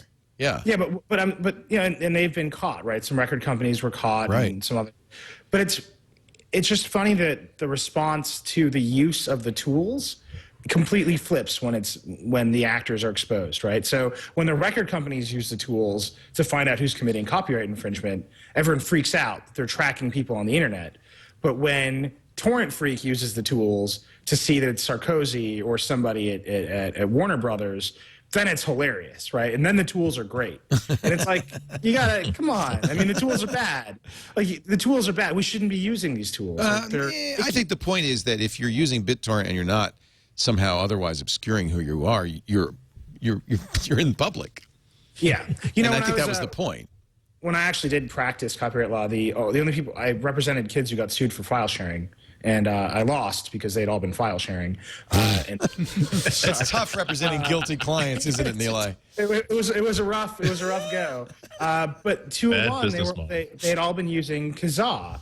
And the reason, I was like, why are you guys still using Kazaa? And the reason, it was the low-hanging fruit. They could go on Kazaa, they could find the people, and they could sue them. Right. And I was like, just do something else. Like, anything else is harder for them to track than Kazaa. Anything, please. One last story. Any truth, you think, anybody, to the rumor that Netflix might be for sale to Verizon? Netflix shares spiked 6% on December 12th, a couple of days ago, on rumors that would be the case. I don't know why Verizon would buy Netflix, although I guess it's a good deal right now. Market cap of under $4 billion. The other rumor is Verizon might start its own Netflix competitor if it doesn't. Yeah, why not? I mean, why even buy it? With Redbox. Oh, interesting. When you buy Netflix, you also buy a lot of obligations. Right. That's not... Start from scratch. You're Verizon. You're bigger than that. And that's... Go ahead. That's a really interesting thing. I mean, if you think about... I don't know if it's true, and I don't know if it should be true or if it's a good idea, but if you think about Verizon buying Netflix, that has like ramifications for the internet structurally, right? Because Verizon is a major ISP. They own a lot of the wires in the ground. But Netflix is a huge source of traffic for every ISP. So all of a sudden, the peering arrangements that kind of like make the internet work, where Verizon says to level 3, we'll put some of your traffic on our pipes and some of our traffic on your pipes. Those get disrupted by the fact that Verizon is now a huge content provider and traffic source for these other things. And I don't know. I mean, like that changes the dynamics of that business, I think, in a very interesting way. But I have no idea if it's true. It does give Verizon an opportunity to throttle themselves, and I think we all know how we know how well that works. All right, we're going to throttle this show right now. I want to thank you so much, Nilay Patel, for adding such great fire and verve and accurate information to our show today. Nilay is at The Verge, which is a really, really great site. You got to go there, theverge.com, and he's reckless on Twitter. I always have a great time on the show. Yeah, it's really fun. It's a great discussion. This was a fascinating show. Thanks, too, to Harry McCracken from Technologizer. Always good to have you. I should give a plug to Time.com and CNET and All Business, all of who I write for regularly as well. By the way, Time did exactly the right thing picking The Protester as the Person of the Year, I think. That was a good move, I thought. Classy. Stay classy, Time. That was them, right? Yes. Okay. And I was surprised as anybody else. For some strange reason, they didn't ask me, but I heartily endorse it anyway. Yeah, I think this is good. I mean, these are people who are changing the world. Way better than Steve Jobs, by the way. Yes. Although it is a shame he never got it in the past. According to Isaacson, he thought he was going to get it, and did an interview with Time and everything, and was pissed off when they gave it to the computer. Yeah, back in '82 or whenever that was. Yeah. There's some dissent over that, whether that actually happened that way. But thanks, too, to Andy Ihnatko. Andy will be back on Tuesday hosting Mac Break Week. Oh, no, I guess I'll be here Tuesday, so I'll be with you on Mac Break Weekly. Lovely. I am leaving town because I'm going, because it's Christmas. There goes Andy. There goes Nilay. What's going on? Sorry. He's getting taller. Some folks get him taller. Can we play the week ahead before you say goodbye? I wasn't going to say goodbye. I was not going to let Tom get out of this. And I have some other things to tell you, including a very special event coming up on Tuesday. Before that, though, let's find out what's coming up in the week ahead with Mr. Merritt. Hey, thanks, Leo. Here's some of the stories we'll be keeping an eye on in the week ahead on Tech News Today. Monday, December 19th, Apple and HTC's patent ruling is supposed to come. It's been delayed a couple times. We'll see if it actually happens on Monday. Tuesday, December 20th, Star Wars The Old Republic will launch for those who didn't get early access in North America.